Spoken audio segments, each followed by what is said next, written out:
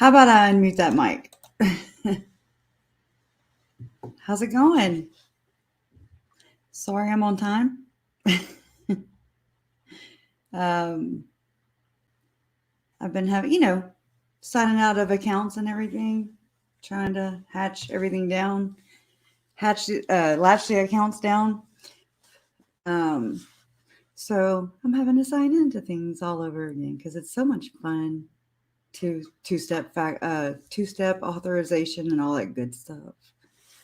All that fun stuff, So my honey's here. Oh my God. Talk about like, as soon as I saw Jason, I was like, my body was just like, okay, you can unwind now. I was wound up. Oh my God. So now I'm sore from being wound up, right? I saw AR. There isn't anywhere to have sharks in the temple. And I thought you were talking about because Jason was here. That's why I was like, wait, what? Oh, hey, Cherry Pie. Good to see you. Hey, Janet. K-Tag. Joe Lord. Oh, thank you. Less DNA. Y'all, whenever y'all know how I am. Y'all know how I handle hearing horrible things about, your family and how they were, blotted out. Well, whenever they found Lori's hair, I told Jason, I was like, well, I'd be screwed because my hair is everywhere. Like I'll be doing the laundry or whatever. And it's when it was long, especially it'd be interwoven in the boys' socks, I'm like, well, my hair is everywhere. So, yeah, so it happens. That hair, Oh, you saw us. Ronnie Gaines says, I saw you in court last week. It's such a blur, especially at the courthouse. I step foot in there and I'm just like, it's just overwhelming. Like it's like an outer body experience. If I ever imagined what one would be like, that is it. Yeah, reunited and it feels so good. So we ran the roads yesterday. Bought me a lot of used old Mormon books. When they didn't too much care about algorithms and keywords. So I have to ship them home, right? Anyways, a lot of good stuff. And I only made it through two. We went to Deseret Industries or whatever, and I was like, I'm not spending any money here. And then I was like, well, okay, yes, I am, because there were $2 and less. Quick question: does the prosecutor have a recording of Lori telling Chad that they? Excuse me. I'm sorry. Have a recording of Lori telling Chad that they should say where the kids are? I haven't heard that. Does the prosecutor have a recording of Lori telling Chad they should? Oh, I think maybe that's referring to whenever Rob Wood was talking to Summer and Slimy Garrett Smith, recorded it because he's awesome. But, and I remember Rob saying to Summer or telling Summer that it seemed like Lori was about to talk, but Chad was like, I don't know if that's what you're referring to. Yeah, that's when prosecution and the detectives from Rexburg and I guess Vinny from Fremont County, when they went down to Arizona That's when Melanie Gibb, went in there and she was like, I like Duncan. And she was like, I don't follow me. And knowing damn good and well, she follows herself. Okay, good. Glad. Oh, I accidentally pressed that. But hey, Nina Marie, you should check out the AZ Supreme Court ruling. The LDS Church doesn't have to report child abuse. Oh. Will it make a difference though? Look, I processed that quick. Like, wow. And then I'm like, hold on. It doesn't matter anyways, because that's the whole point, in my opinion, for them implementing the looks great on the outside, looks like a shiny new penny. But it is not what it appears to be from my experience. From just pulling back that first layer, you're like, oh, this is not for victims. No, this is not, this is a corporation. And so that's what they're doing. That's the whole point of anyways, that doesn't surprise me though. But I say we raise them a little hell. Oh, thank you, Tracy Howard. Thank you for all you do. May justice come swiftly. I hope it comes hard. Wendy asks if hell no, I do not. I mean, I can't say it enough. Audrey, in my opinion, is above all the other ones. As far as the ranking, my ranking system, my tiered system. And she was just too involved with every time that a murder occurred, there's temple visits with Chad and Lori, and there's phone calls with Miss Audrey Barratierro, right? She's just such a victim. Persecution complex, straight up. And people are like, oh, I feel sorry for her. I feel sorry for Tylee and JJ. That's who I feel sorry for. They were vulnerable. They were gullible. They were children. And none of these assholes did a damn thing. Still won't do a damn thing. Except for deny, lie, and just omit. Deny, lie, omit. It's what they do. Distance. So I call bullshit. I don't like her. Never have. And I mean, it's so crazy too, because it's like everybody just forgets. Everybody forgets what we've been working on this entire time, reading in the FOIA docs, text messages, Lori and Melanie Boudreaux traveling to Autumn on Diamond, whatever, Hosanna, whatever. It's nuts. So I'm like, okay, she's playing. This is what just listening to Audrey. She sounds like she would be good on Days of Our Lives, straight up. Daybells of our lives. Okay. And it's just weird. The interaction whenever the FBI agent, Doug Hart, is reading into the record, the things that Chad, Lori, Melanie Boudreaux and Audrey, were gabbing about.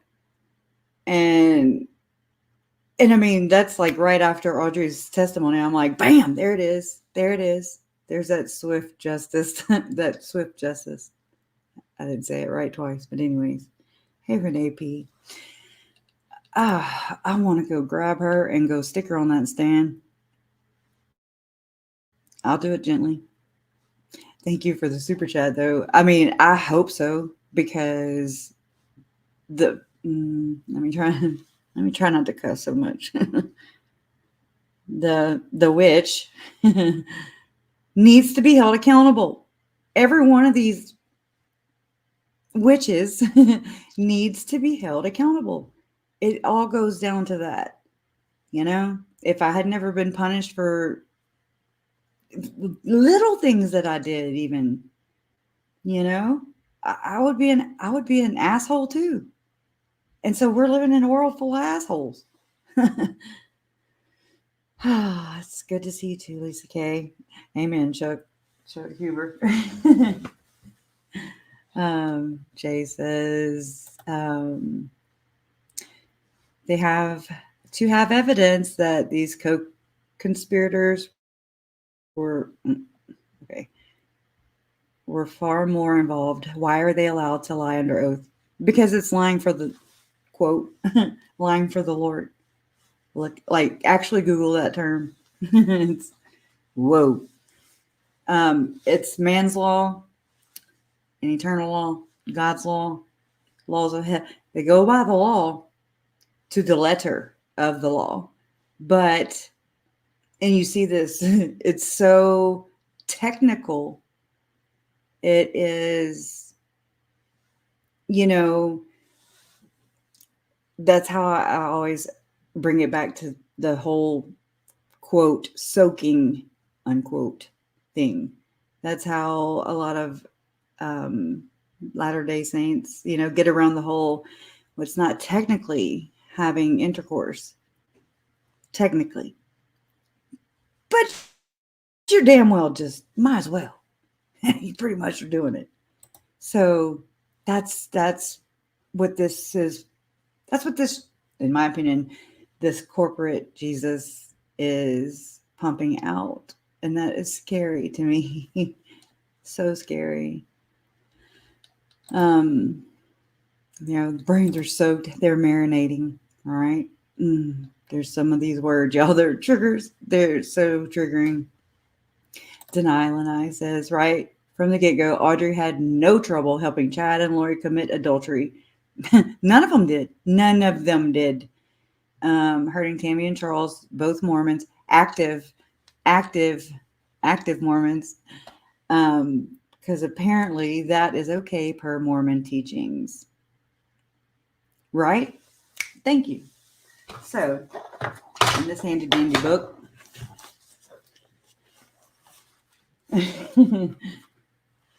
okay, so this is, oh hell, what is this? It's the Book of Mormon, another Testament, whatever. This is the Pearl, okay, Doctrine and Covenants, all their little books, okay? Published by the Church of Jesus Christ of Latter-day Saints, Salt Lake City, Utah, 1989, for anybody who wants to know.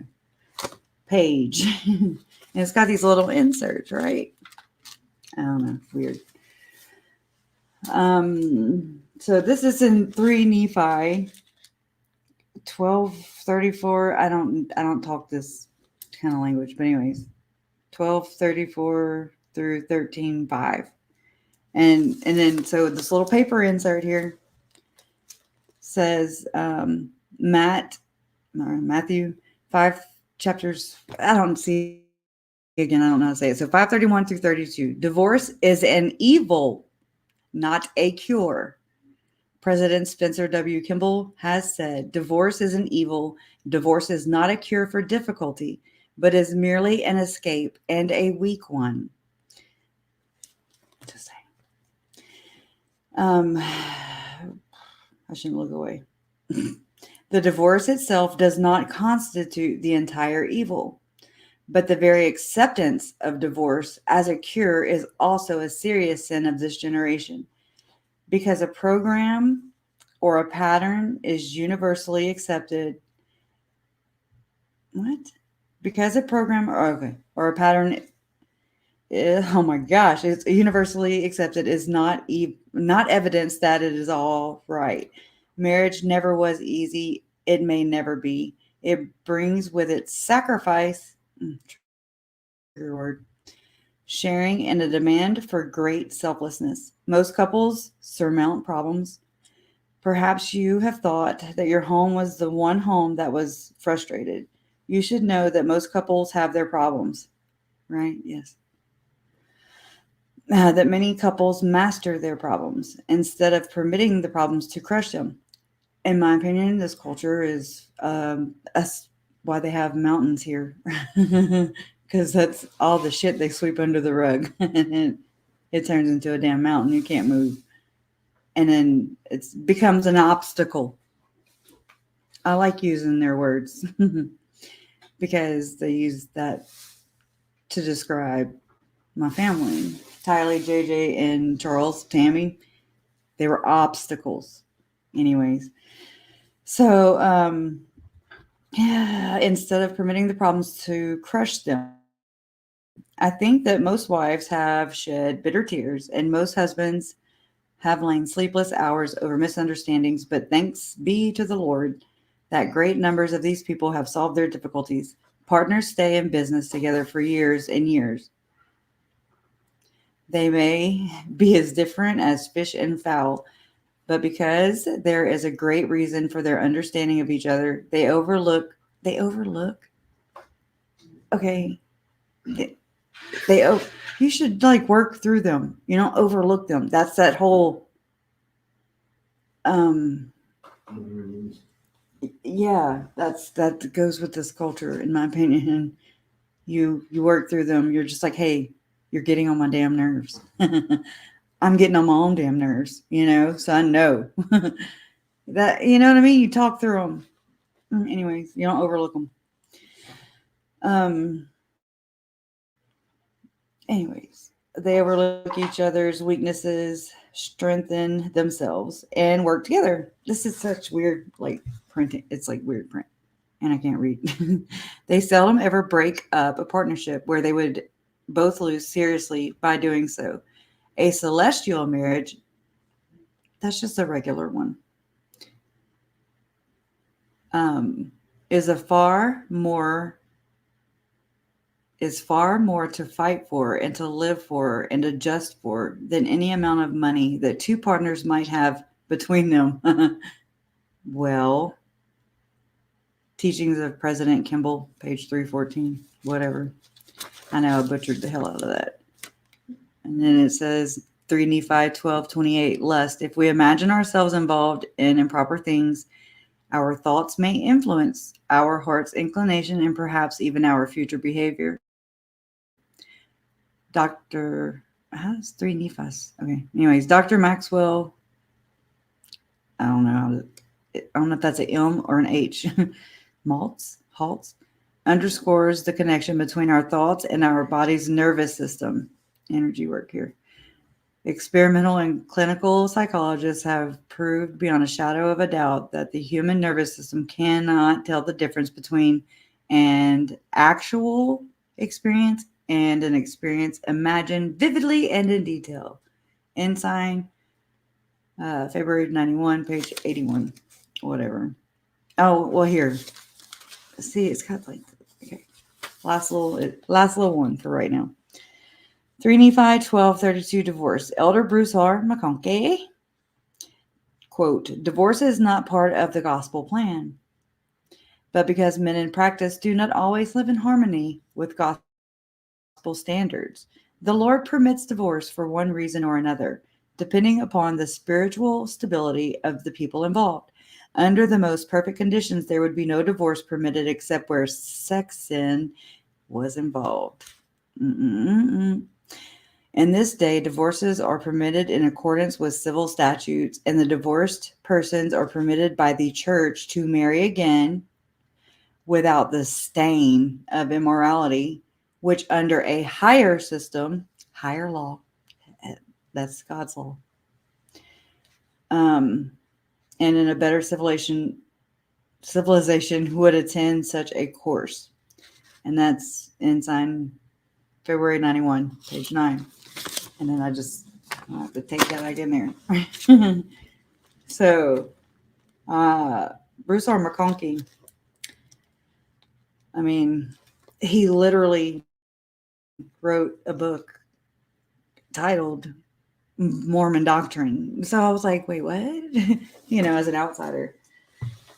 And, it's, I think, a game they play.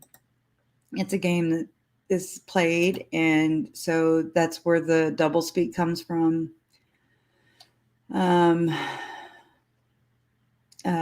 Yeah. So that's where the doublespeak comes from, because it's like on this in this hand, they're like, follow the prophet. And then on the other hand, they're like, but it's okay. Like President Hinckley, he was okay with, you know, what do I need to say? Other men, brethren who were in leadership it's okay to read their stuff, So it's very like, huh? Souls Out Jules says that was written when the church was still telling women not to call the police if they were being being beaten, or if their kids were. Oh my gosh! Right? Oh my God! It's so it's disheartening, really. Like I don't feel good, like sitting here having to talk about it. Somebody's got to. It's a big old elephant in the room. It's a big old mountain. It's that rug that everybody swept all the shit under. And here it is. Here you go. So you gotta, another thing that I've noticed is it's through works, right? That's what a Mormon believes, to my understandings at least, is that they want to obtain the highest the highest kingdom of heaven, which is the celestial kingdom. And there's 3 degrees in that. Anyways, let's not go up into that. And they want to obtain that, right? And I forgot where I was going with that. It's just so massive. You can go off in 15 different directions just trying to because it's so complicated. God's not complicated. Goodness, that's what's, when you back away from it, you're like, how do I do this? What's another angle? What's my next, let me try again. I'm gonna keep trying, right? Yeah, Scout Sally. Yeah, it's insane. I'm at the point now where I'm just like, I'm ready for this to be over, because I'm just like, it's embarrassing. You're just like, okay, yeah. I'm like, here we are. We've talked about wormholes, zombies, Satan tacos, loin fire. I mean, what is going on? And that's just, whatever. It's very frustrating. Yeah. God's not complicated. Religions are. Amen. People, I've always of the understanding, that the world's not complicated. It's people that make it complicated. Myself included, I complicate things. I'm no better than anybody else. I'm so glad you're an ex-mo here, Queen Bee. Glad to hear that. It's so hard to, Joseph Smith said the Garden of Eden is Missouri, and that's where the second coming. Yeah. And I think that the whole, how Chad wrote the book Standing in Holy Places. And then whenever my mom helped my Uncle Charles move from Arizona to Houston, and then after he was murdered, Colby and Lori, I'm still peeling. Colby and Lori went and got whatever they needed from Uncle Charles's house in Houston. And then my family and my cousins went and got the rest, right? And so in Uncle Charles's stuff, there was this book, and it was called Holy Places. And I was like, okay. I didn't know anything at that time. Didn't know a damn thing. And I was like, Mom, can I borrow this? I just want to learn more about Mormonism. Oh my God. So now looking back, and I mean, I've caught on to this a long time ago. I was like, that book she probably purchased when her and Chad were whoring around when they were going, temple hopping. Huh? Temple soaking. Jason. Yeah. So standing in holy places, here's this book that is bought from, I don't have it with me. Anyways, but it's called Holy Places, and it's the temples. And so that's where they go to get their translation. And translation is not the 116 pages. It's not the literal translating records or what? The 116 was the missing books. You want to go? You probably could. He probably could do it way better than me. He probably could. But so Audrey she works. Hold on. That's what took me a little longer. I had to log into my Adobe account so I could pull. Let me pull this up real quick. My Adobe scan, because I scan this hooker stuff into my computer.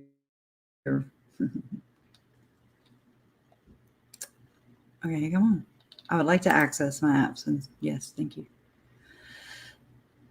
But thank y'all for being here, by the way, while I'm waiting on my turtle machine here to load up. I appreciate y'all being here and being so supportive and just trying to make sense of the nonsensical, right? You can't, but I'm damn sure gonna try, right? Oh my God, just sign in through. Here we go with a 2-step, and it's not Tamamu. Yeah. If you're from Louisiana, you'll know what that means. Chuck and Natalie. There's a bunch of them? Mm-hmm. Well, bonjour. Comment ça va? Okay. Allons. Okay. Okay, where's mine? I need my documents.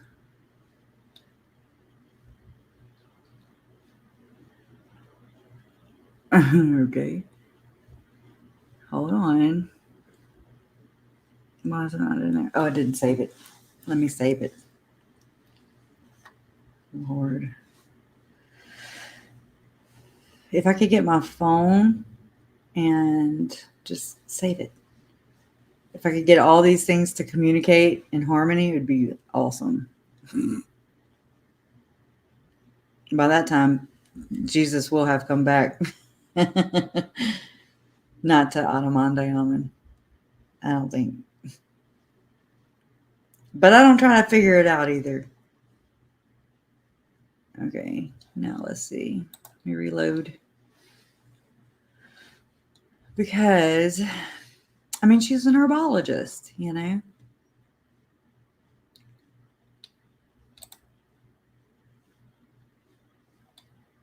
Okay. You all right, boo? Mm-hmm. Sorry, I can sing, but I really don't sound good. Okay. All right, here's part of it. Let me share my screen real quick. Is it? Share. Let me take this comment down. Well, I can't.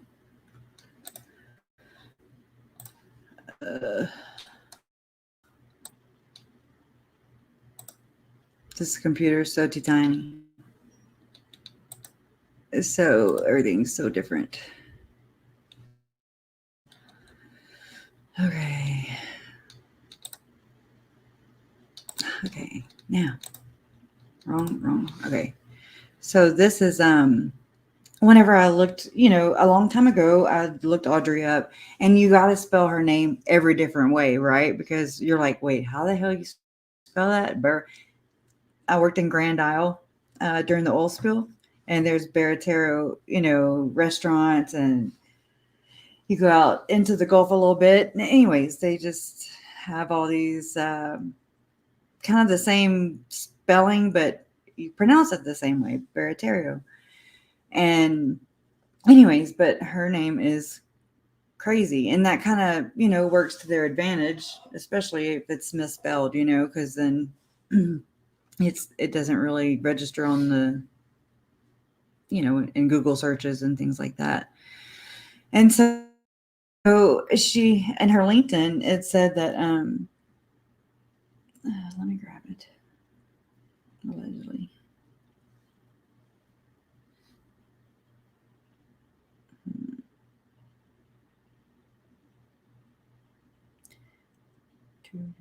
Well, here, I'll let y'all read this. Let's get it down a little bit. All right, I'll just read it from my phone. Okay. You tired, babe?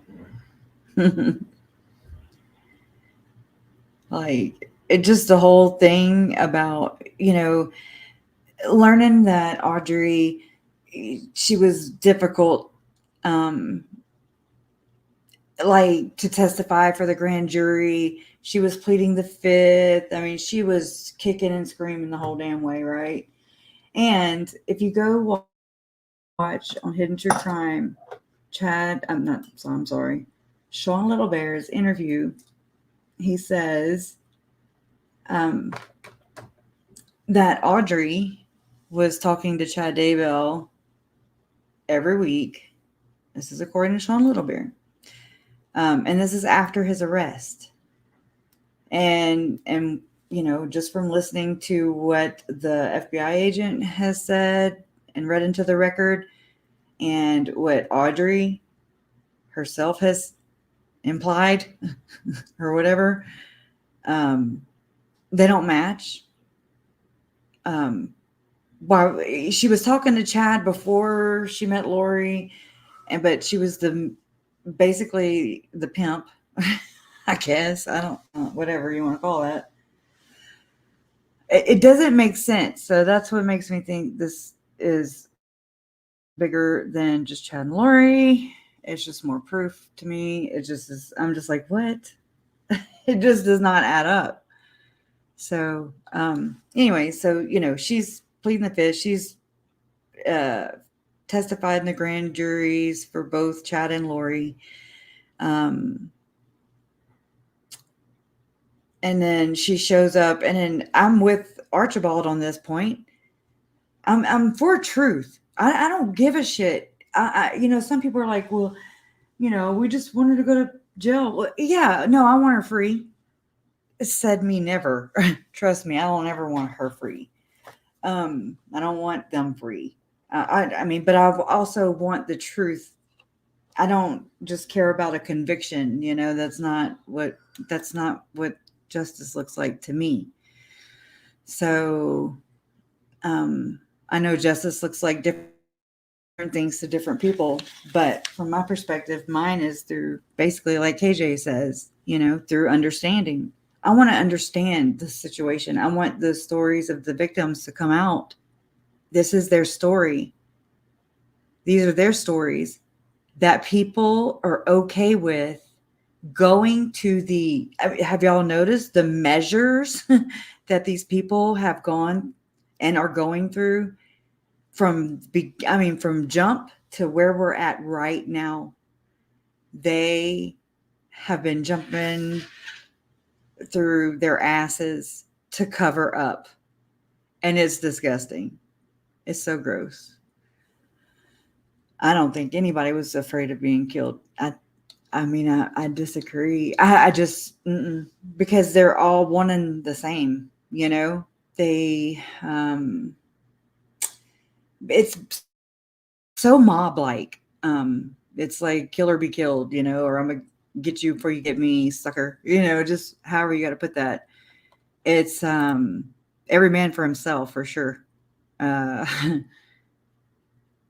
definitely see that. Every man is for himself. I mean, the only thing they do cover is their own asses. That's it. And they can't recall if they, did anything or saw anybody, and they always tied back to the Bible.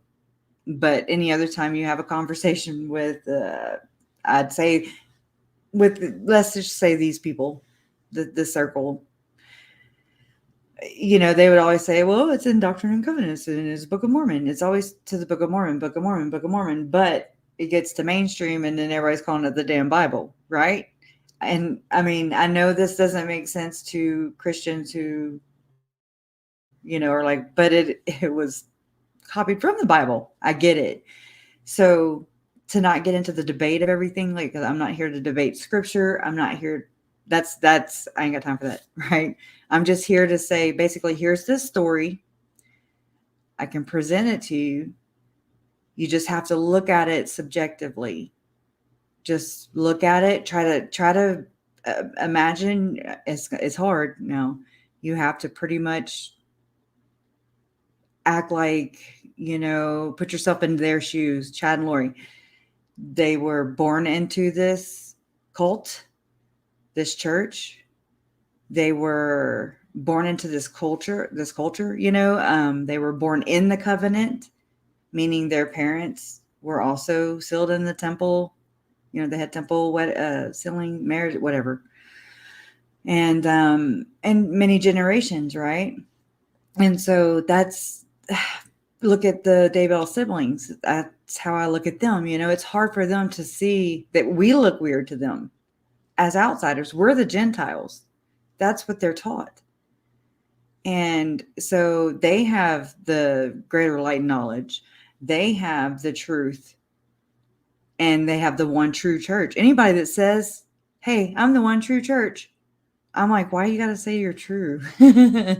That's me. That's just me. If you got to say you're true, that means you're a freaking liar.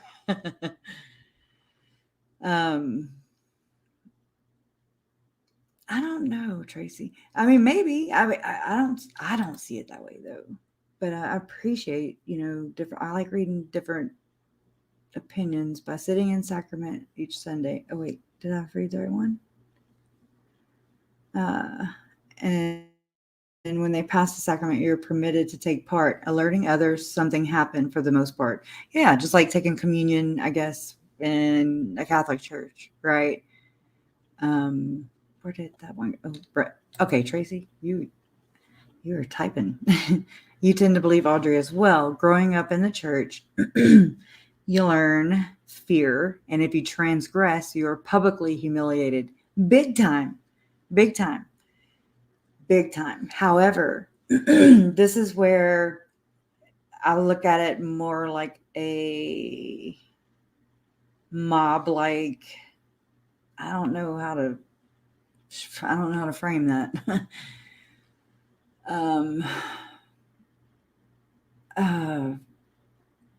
How it works, the inner workings of a mob, and you have the mob boss, so there's people above Chad and Lori, there's people above Audrey reports to, there's people above them that they report to. It's the MLM thing, right? And so I don't know. I know that you learn fear because it is a learned, behavior, I would think. Just, I'm not a psychiatrist or whatever, but just common sense thinking your comment through. And so it is fear-based, right? And humiliating, and everything for a Mormon depends on their community being involved in it. There's a big sense of competition. Got to just be the best, look the best. It's all about appearance. This is just my opinion, and something that I've noticed and that takes center stage all the time. It's protect the church's image. Just like it's, I can picture, Janice and Barry, just protect the image. When Janice describes her children, she describes them superficially. It's only skin deep. It's not any characteristic traits, that are like, she's genuine, she's loving, and you know what I mean. It's like, oh, she played ball, and she was a cheerleader, and she achieved the best. You just got to be the best at everything. Yeah, I agree, Janelle. I slept under the same roof with these people. Okay. They had their noses so far up in the air, you could see all their boogers. That's all I'm saying. I'll leave it right there. But I was like, well, maybe that's just how I felt around them. Maybe I felt inferior around them. Maybe it's something to do with how I view myself, and because we basically project onto everybody. But anyways, so I didn't know if it was just how I was feeling, but now looking back, I'm like, nope, they definitely, just how Lori walked in the courtroom March of 2020 in front of the whole world, my parents, the judge, everybody. I know something you don't know. I mean, with a pep in her step, and her nose up in the air, saw all her boogers, right? And her shoulders are back. She's confident. She's giggling. She's laughing. That's because I feel like she was deceived by her leaders. And that's just my opinion. I can't really go far into that without risking things. You're going to have to pick up what I'm putting down. It sucks to even say it. But it is what it is, So anyways, so back to Audrey. I don't trust her. I don't trust her as far as I can throw her. Let's see. And then on top of that, Lori used her alibi was new records. Okay, this is new records released from January 5th of 2023 in the Vallow Daybell case state that Lori Vallow Daybell had an alibi at the time of the murders. This is where it's interesting to me, because I'm like, and I said it back then, I'm just like, she's got something on these two, right? They're blood sisters, if you will. Lori Vallow is suspected of, okay, I don't want to have to read all that again. Okay, it says court documents from January 5th, 2023 state that Lori Vallow had an alibi for both the death of her two kids and also for the death of Tammy Daybell. She claims that she was in her Rexburg, Idaho apartment with Melanie Gibb, David Warwick, and or Chad Daybell when Tylee Ryan and JJ Vallow died in Alex Cox's Rexburg, Idaho apartment, which we now know it was apartment 175, which was technically Alex's apartment. Correct. And so, but apartment whatever 107 was rented under Lori Ryan, it's just those technicalities. So technically she's not lying. But she's stupid, because you're like, you didn't report it, you let it happen, you made it happen, you conspired to make it happen, you confederated. Girl, you put them in the line of fire, literally. Oh my God. Ugh. Anyways, so Lori also claimed that when Tammy Daybell died at her Salem, Idaho home was when she was in Hawaii with Melanie Boudreaux and or Audrey Barratierro, who was just so scared. Hers was just so scared that she just kept going back for more. I mean, by this time, Chad and Lori were married. Yeah, I mean, you know what I mean? Almost married. They were firing up them loins, though, and she was marinating in it. Anyways, doesn't make sense. The motion states that Vallow does not meet the requisite culpability to be charged with the death penalty, stating that Lori was not a participant. I didn't know this was the the requisite. Okay. I thought it's because we don't burn witches or we don't kill witches. Anyways. Okay, it says Vallow does not meet the requisite culpability to be charged with the death penalty, stating that Lori was not a participant or conspirator. I know she was a co-conspirator, allegedly, in the deaths of Tylee, JJ, or Tammy. And there is nothing that showed that she showed reckless disregard for human life. We should all punch Archibald. Just picking. Don't mean that literally. Whoever made that statement should be found guilty. So, anyways, I don't know. So I did some more, I went because I could never find my research at the time. Y'all know how I roll. And anyway, so I ran across Audrey's. Now, okay, here's another thing. Audrey's trust level was 100. That was her score. She was top notch in the book of Chad and Lori. So there's the trust level. She's also sisters, according to Sean Littlebear. This is something he said in Hidden True Crime. Their interview with Sean Littlebear. He said that that Audrey's sister is Jenny Robbins, or he said one of the Dream Girls. I'm assuming is Jenny Robbins, who was listed on those charts, right? It had it redacted, and then it said one of the Dream Girls. Okay. Well, if you Google up one, Dream Girls or preparing a people, then you get a picture of Jenny Robbins and oh crap, I can't remember the other girl's name right now. What's her name? Anyways,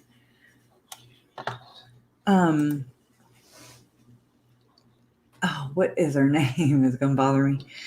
Oh well. But Jenny Robbins, I would say, would be one of the Dream Girls, which would be Audrey's sister, allegedly.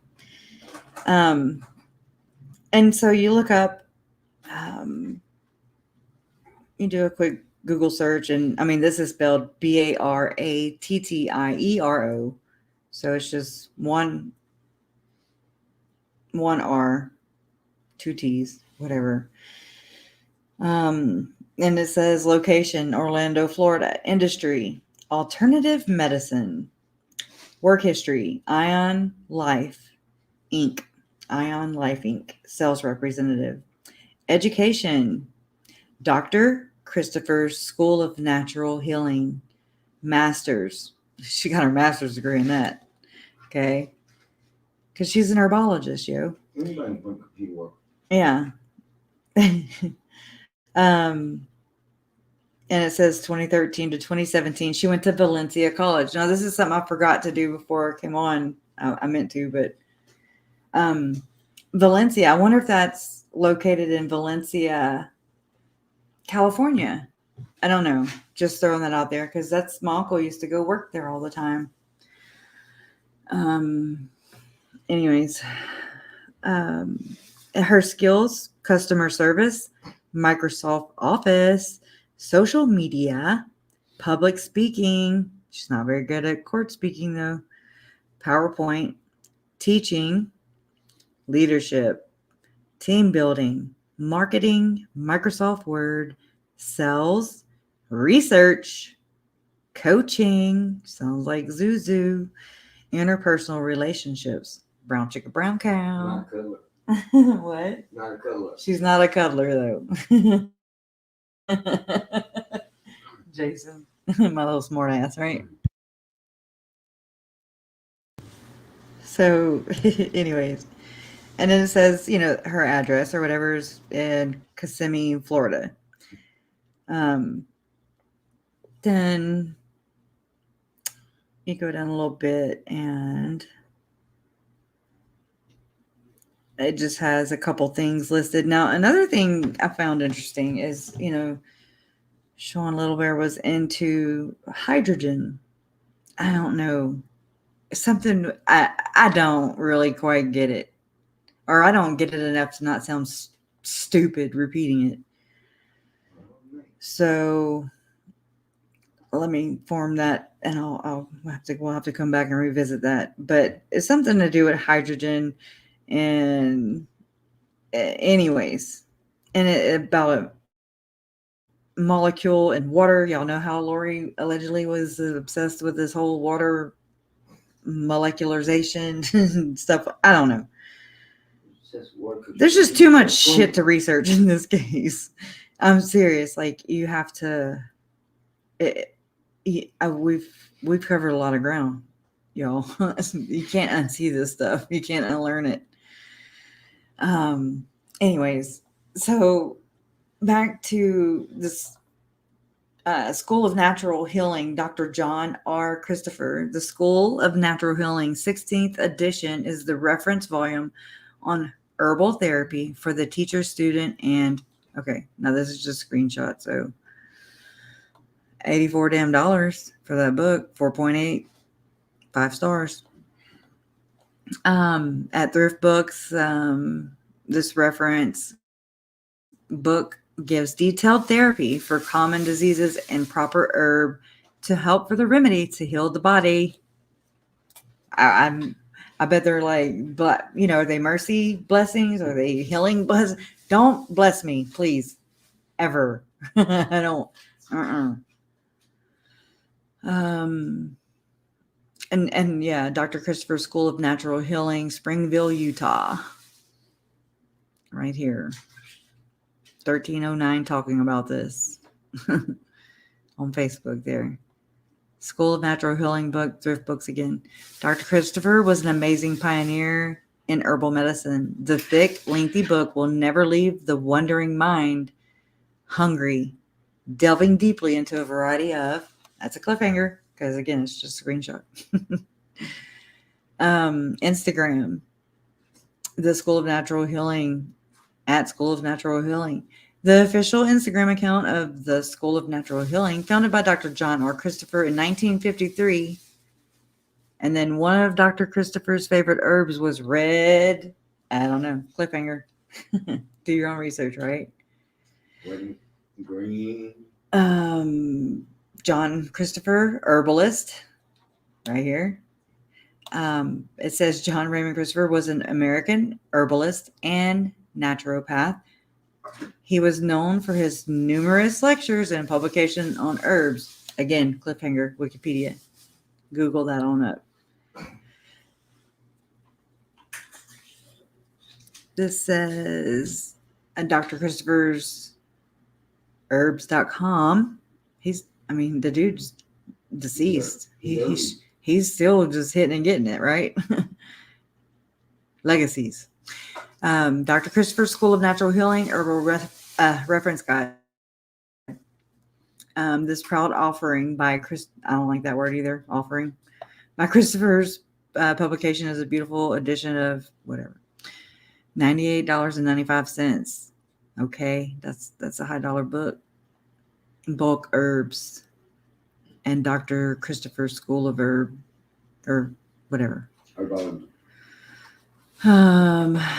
Here's other searches. Herb syllabus. Oh, look, Kathy Gigliotti. I wonder if she's married to Avraham Gigliotti. I said Gigliotti and then Gigliotti. My bad. Anyways, just here's some. This is just from a Google search. The incurables, the cold sheet treatment. Uh-oh. Oh, Lord. That's not good. Regeneration diet. That's for translated beings. That's for and Jason said he's on that diet now. Let me know how it works. Let's see.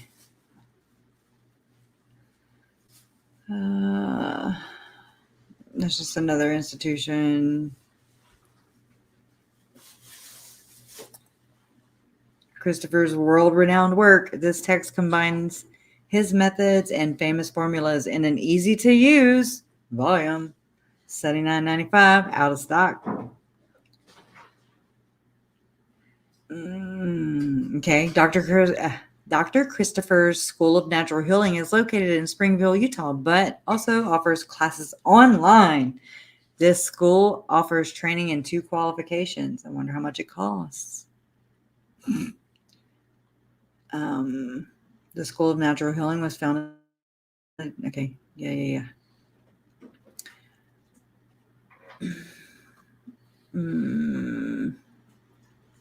Taking charge of your family's health is safe, rewarding, and satisfying. Oh, and there's books and DVDs and all kinds of stuff. Get your merch. Sandra Ellis, Deborah St. Clair. Let's see, Abe Books here. $266.23. Good gracious.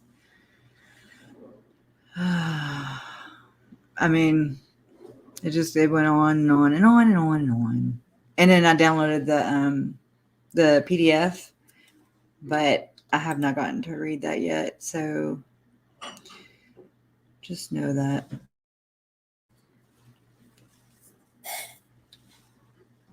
Okay, let me stop screen. Wow, hey. So now, and Janelle, and I know I asked you in KJ's thing the other day, or one of the days, because I like I said, I have like an outer body experience. I'm a hypersensitive person. You look great too, little brains. Love you, girl. Thank you. I go in there and I don't know. It's just like when I push live here. Okay. And I'm taking everything in. I'm just absorbing all that. I'm taking it all in. I'm looking at the jurors. I'm looking at Lori. I'm processing what I'm hearing. I'm like, nope. You're lying. Bullshit, David Warwick. Oh my God. I just wanted to hug his neck with my hands.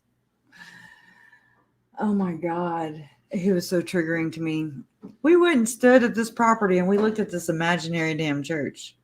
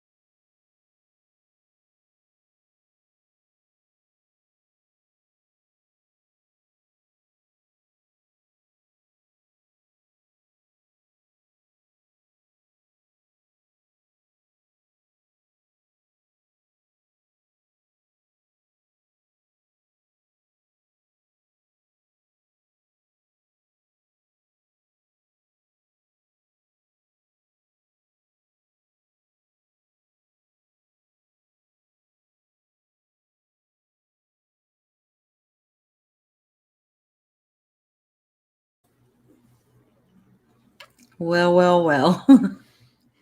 What the hell, man? Got it? Allegedly. I'll see if I get feedback. Can y'all hear me now? Chief Lieutenant Flying Monkey. I don't see how many in here think that Melanie Pawlowski, if y'all can hear me first, let's find that out first.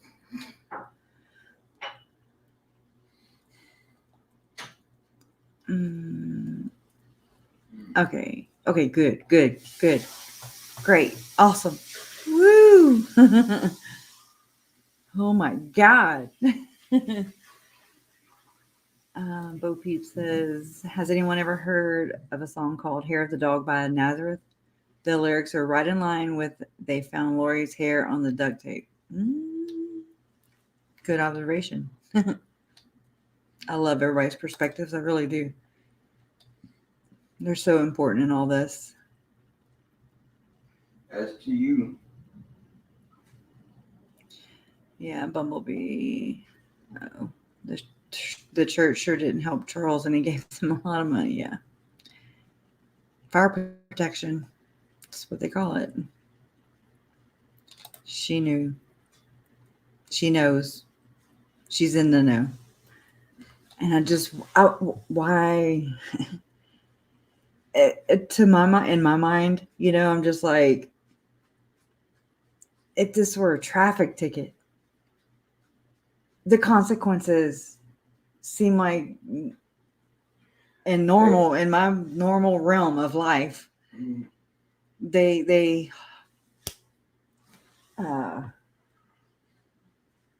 I don't even, I can't put it into words. I can't put it into words.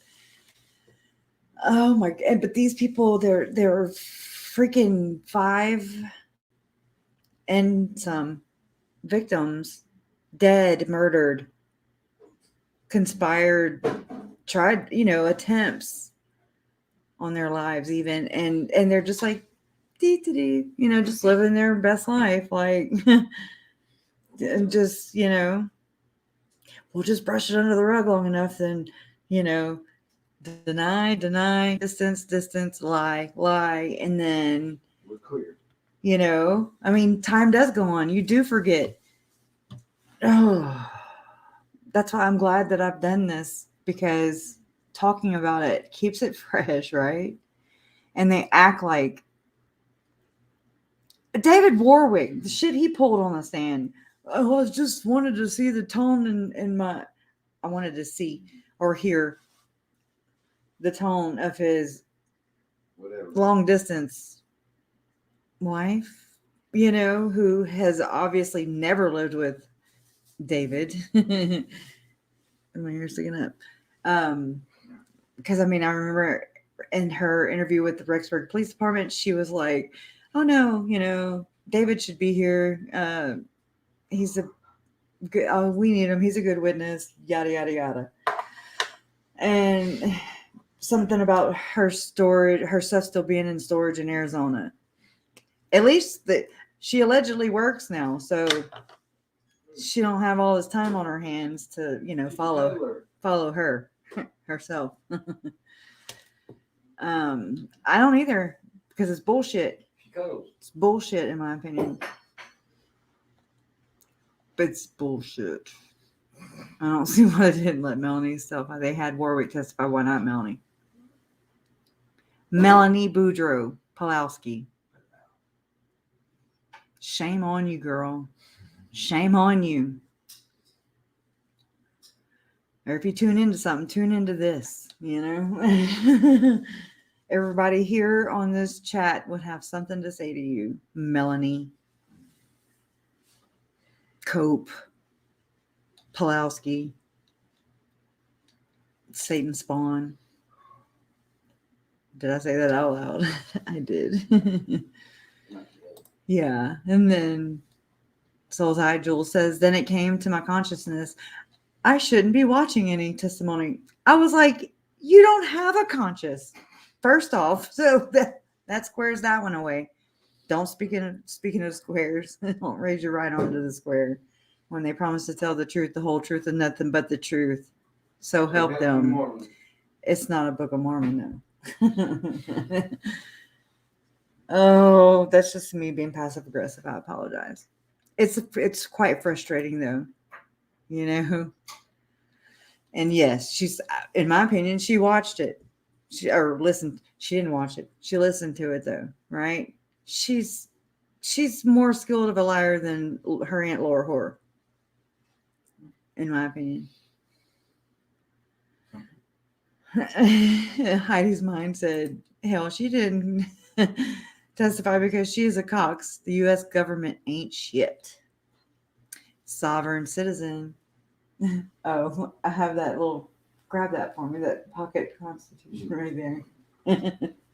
Just the little book, yeah. So this was in my Uncle Charles' stuff, and I was like, I can imagine this came from Barry Cox. You know, just a pocket citizens Bill of Rights, jury handbook. The fireworks are in the document itself. Read the Constitution. You know, sovereign citizen. Nick Core says both Melanies. Oop, it went. Both Melanies, Warwick, Audrey. So many of them should all be on trial, in my opinion. If the world worked like it does in my mind and your mind and and everywhere else for everybody else, I don't understand I don't understand it.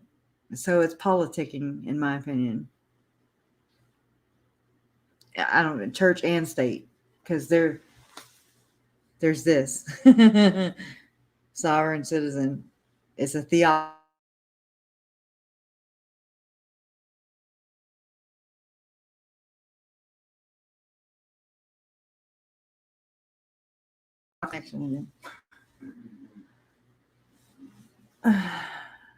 I don't even know if I'm on.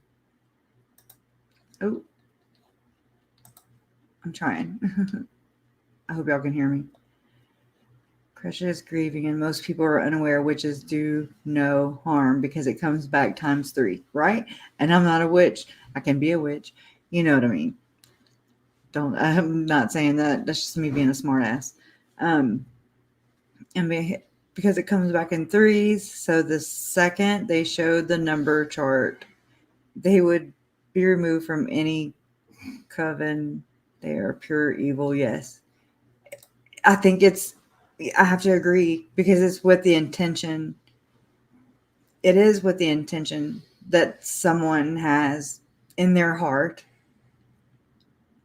And so these people, but there's something bigger going on here is what I'm saying.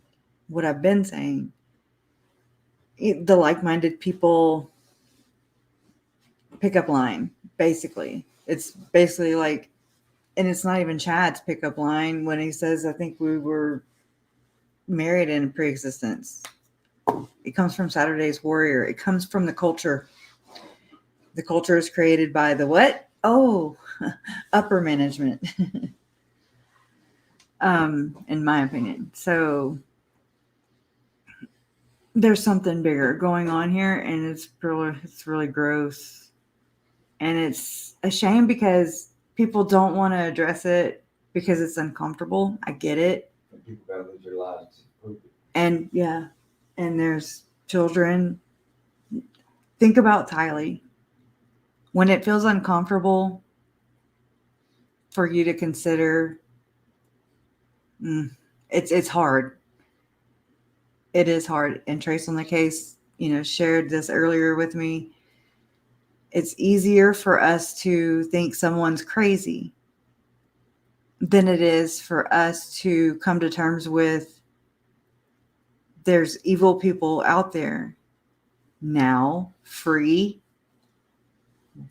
maybe in this chat even,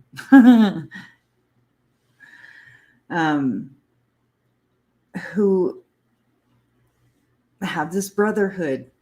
We'll just call it a brotherhood. And, just as much as there is above, meaning light. There is that below, which is evil. Okay, that's just me. We can't just believe that if you're a believer in God, then you can't just believe that it's all good, rainbows well, what did Archie say? Rainbows and unicorns, because that's denying the fact that yes, there are 144,000 alleged dark. I found the paper, I'm quoting the paper I found by Val Brinkerhoff. And Julie Rowe has mentioned that too. I know there's a lot of this talk. Thank you, KJ. Just happened to see that. I'm sorry. Thank you, lady and Mr. Wayne. But anyways, there's a lot of truth in what they're saying. Like, and it's generational. And I didn't know that Barry was a temple worker until Megan Cox. Not Megan Cox, Megan Connor. Don't hurt me. Mentioned it in one of her interviews. And I was like, that whole relationship with Alex and Lori, that weirdness, the what do you call it? Mimicking sexual acts, or whatever, and comfortable with it. I can just see the dark practices that go on behind, I won't say closed doors, but let's just say closed veils.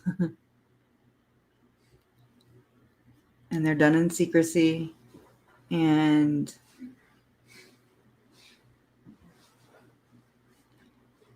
it'll catch up to them one day. It's not just going to be. We all got to answer. Yeah. We all got to answer. Yeah. We all have to answer to our maker, whatever. That's how I believe, It's ritual murder. It's ritual murder. There's just, let me grab this real quick. Let me grab something.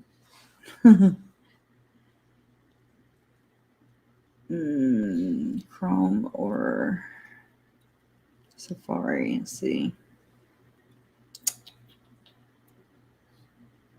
Okay. Here it is. And so this is, it goes with the story that I've kind of been talking to y'all about.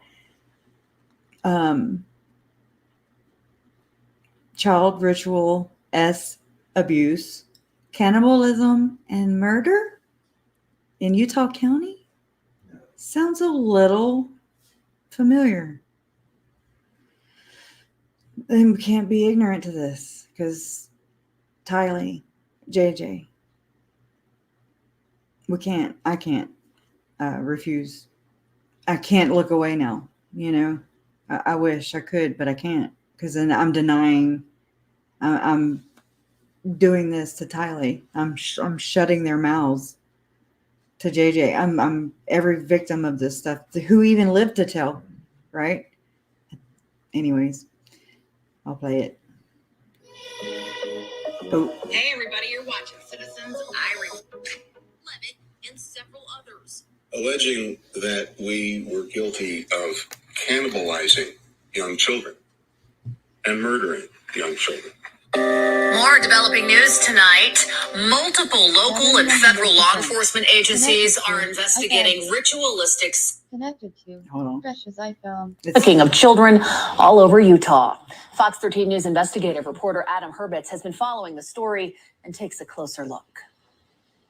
Well, the Utah County Sheriff's Office opened this case in April 2021, but according to our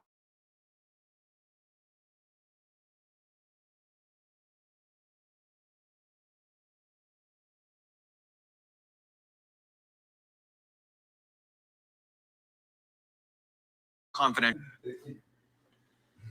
Oh. Mercury retrograde, am I right? Let me try and put it in the window. Damn. I'm trying, y'all. It's got to be. Children in at least these 3 areas. What the department is willing to share so far. Reports of ritualistic sexual abuse and human trafficking involving children in at least these 3 areas. And Utah County. This is where I always bring up Operation Underground Railroad. They were under investigation. 2020. Tim Ballard connected to some of the Melanese. Joseph Murray, Emma Murray, Julie Rowe. Okay. You just don't have this going on, and it's just an isolated. This is not isolated. You got to back up. You got to look at the grand scope of it. And then you're like, unholy shit. San Pete County and Juab County between the years of 1990 and 2010. So this is the satanic panic thing, right? You know, that was debunked according to this, not Adam, but David Levitt, who has got to be related to Keith Levitt, who Melanie Gibb named in her interview with the Rexburg Police Department in Arizona. She named Keith Levitt and Suzanne Levitt as being at the property, I guess, while David and them were looking at the imaginary church. You know? Bullshit. The sheriff's office has not released any other specifics. However, we have learned some of the subjects of this investigation are high-profile individuals. What? High-profile shit. Oh, hell. Tim Ballard and Julie, they were tight. Yeah. We're just being as careful as we can before we toss names out. Any given individual, it's the way it is. I mean, the chips fall where they are, and we follow them. One of them was a therapist who was previously charged with similar crimes against young female family members, but not convicted. For the past few months, I have also been reviewing police reports and body camera video related to that case. Watch and listen. So I ran across this video, right? And oh yeah, the real estate agent. Hold on. La, la. Yeah. Didn't they name him though? KJ, you would know. Seems like I heard it from you. They mentioned maybe his name was Jason something, not Mal, but Not me. I remember it was like in the pretrial stuff or something. Let me know. Text me. But because I seem to text Mr. Wayne. I don't know. I have y'all's numbers mixed up. So I don't know. But yeah. And so they say the satanic panic, David Levitt says the satanic panic was debunked in 1990 through the 2000s. And I mean, there's 130 something victims that just came forward. Okay. That have the strength to come forward and face their these predators. Okay. I am just proud. I'm just proud of those kinds of people. Thank you. You know, look at like the Bill Cosby thing. Just all the bleh, it's always gross. I forgot what I was going to say. Anyways. One of the victims describes his interaction with the therapist who he met through a referral from the church. Hypnosis was a big part of it. He told me that from the very beginning, that was his main technique. Doctor would say, do you want to be healed of your homosexuality or not? And the answer was yes. Do you think this time it will be different? I do think it will be different. I think in part because I have some information that can connect some dots. That man says he hopes sharing his story will empower more victims to come forward.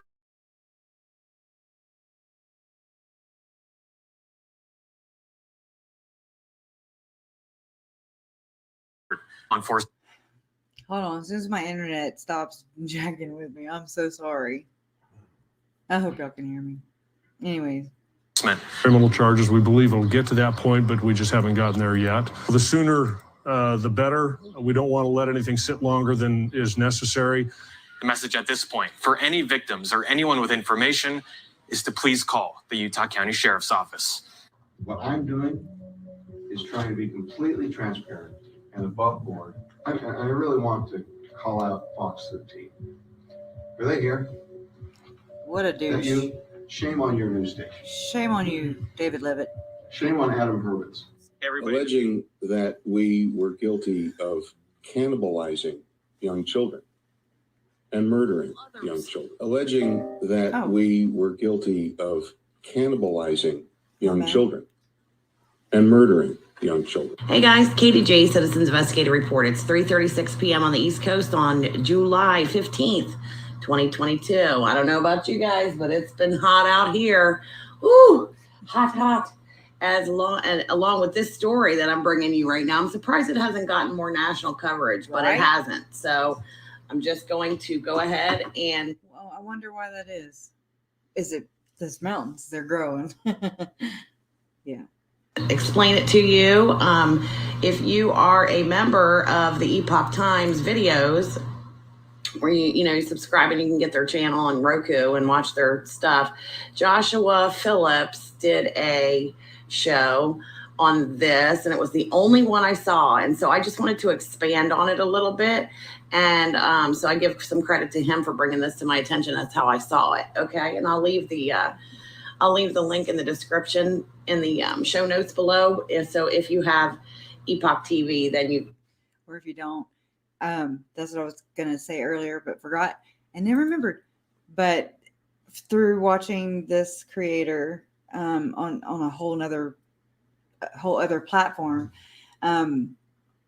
she left a link where you can download these files of this very case. It's the binder, that thick. And so I'll have to put it on my community page or I'll link it in the description box underneath here. Just hadn't gotten around to it because I was circling back to Audrey. It's like getting a FOIA release every day. And you're like, wait, what? And that's that blow after blow sucker punch feeling you get. Again, I didn't even hear about, even though I was in the courtroom and I heard like how the kids, you know what I mean? Like how they, whatever. It did not register. It's like I guess a protection mechanism or something. And it's like, it doesn't allow your brain to absorb that information. So I didn't actually hear, or it didn't sink in until I was watching Mormon Stories podcast where they were discussing the case. And that's when I learned how JJ expired. It's just it's horrible. That was on my birthday. That's when it sunk in. But I did meet Tammy's cousin and her Aunt Vicky, and they're awesome. They're amazing people. Good people.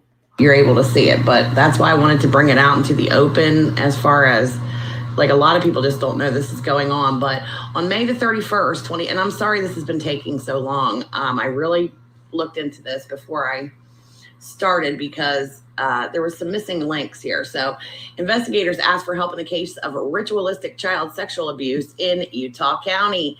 I'm not going to get deep into this right this second, but I do want to read this. I want to read this from the Raw story, and this was also in Salon.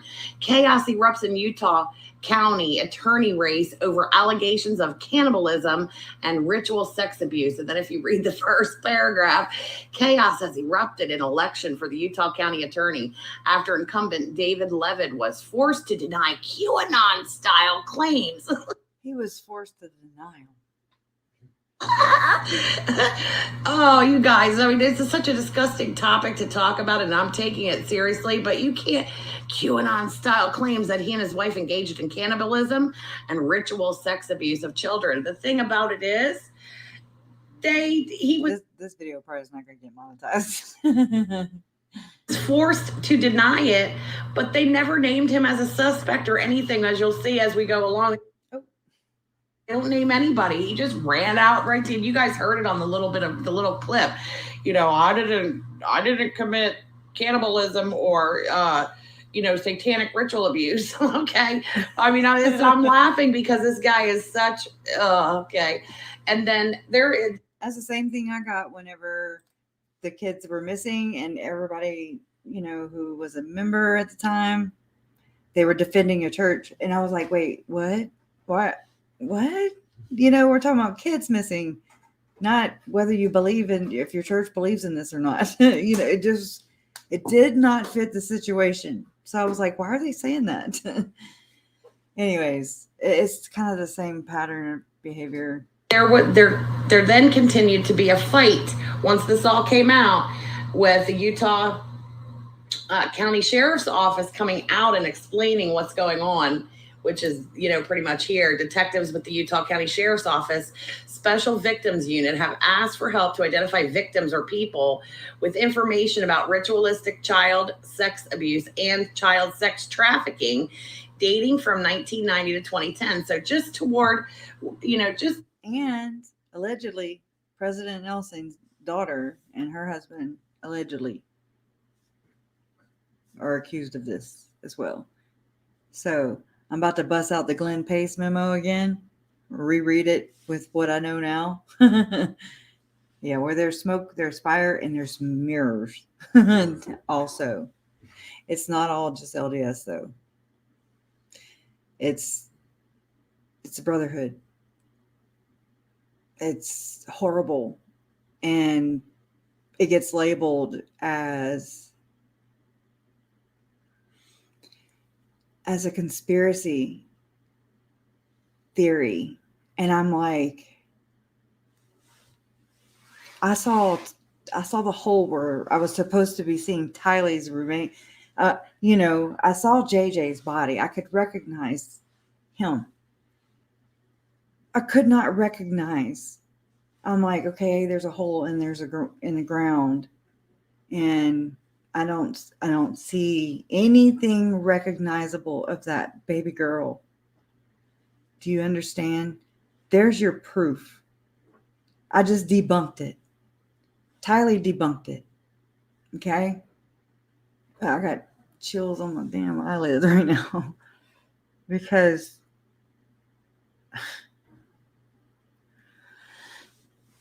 how many of these cases never even make it this wide? Yeah, this well known, worldwide. This is the time is now. I'm quoting them, right? Because this is where they still have a voice in this. And the proof is literally in the morgue now, the proof is right there. She was dismembered for religious, espoused religious beliefs or whatever. There's, I would just say that Lori, that whole Rob Wood thing where he's told Summer, she thinks she's done this in righteousness. And how appalled she is. You watch her react to things, and usually when it's something and, there's no denying it, she just keeps her head down, turns, doodles, writes I don't know what she's writing. She could be writing some omens or something, everybody's dark. But whenever it's Warwick, Melanie, Audrey, she is shaking her head. And I don't believe Lori. She's a freaking liar. I don't believe Audrey. She's a freaking liar. I don't believe Melanie, David, and just list them off, tick them all off, right? They've all changed their stories. Right. They spook themselves. Yeah. None of them, not one, stood up and said, I mean, Audrey even made that shit up, in my opinion. She made that up to get sympathy, you know? Oh my God. Persecution complex is thick. I told Mama, she was like, what did you think? And she couldn't even finish her question. And I was like, she's a effing liar. And I was like, bullshit, bullshit. And Mama was just like, what? You know, and like, what do you, and I was like, my gut tells me that. And the research, the little bit that we know about her, nope, not today, Satan. During the time of the Satanic Panic. Okay, so if you know anything about that and the Franklin scandal and it tied to the White House and all that stuff, these are the same. And they were trafficking in Utah at that time. These same people that were trafficking Johnny Gosuch was also using, you know. I don't know how to say that. Gosuch or something? I don't know what that. I was like, I don't even know how to spell that. They were also going through routes in Utah. It is so hard, Diamond Eyes. I want to yell it. That's why Nate even. I really think that's why he doesn't acknowledge my existence. He's like, if I don't acknowledge her, then you know, I don't have to. He knows that I'm JJ's aunt. He knows that I'm Charles's niece. He knows that the Woodcocks are my parents. He knows that my brother is JJ's dad. He knows, and he just boil my eyes. Yeah, I respect what Nate does. It's weird because it's like I'm able to I've had to compartmentalize and separate the person from the belief system, right? Because they're good people. Oh, he did? Wow. I'm shocked, Jay. Thank you for letting me know. I'm shocked. So I stand corrected. I look like my mom. Thank you. I say thank you. Lost audio. Good God. I don't know. This is gonna be a short one then. Yeah, I get it. I mean, and I get it, but it's just like, come on, transparency. You know, it's not like I'm gonna get up and just belittle the church, you know, and shred it. I can give them just the surface level, you know, but that's not my experience in this. If people want to know my experience in this, that's totally different. I haven't been able to grieve yet, really, because I'm too busy like, hey, alarm bells, ding, ding, ding, over here. This is what I'm carrying the torch for my uncle, basically. You know, nobody listened to him when he was trying to describe somebody else's cuckoo. Yeah, it's nuts, Melissa. y'all know though. Hoping that some of this is all connected, but anyway, I will get to that. But Mike Smith this is Mike Smith. Nope, that's not Mike Smith. This is Mike Smith. He is the county sheriff for Utah County. And so before we can get to the story, you kind of have to there's some little things we have to go back on years before this. So I'm going to show you a video where David Levitt was confronted by the news of a story breaking where he helped a friend out of a prosecution for stalking. I'm going to play that now. This is back in 2022, and it says legal community criticizes Utah County attorney for case involving brothers LDS mission companion. So yeah, this is not good. So I'll show you this clip real quick. Is it true that he donated to your campaign? It is. I charged a guy with a felony. Is it true that the defendant served a mission with your brother? He did. My brother and the defendant So don't funny. have a personal relationship.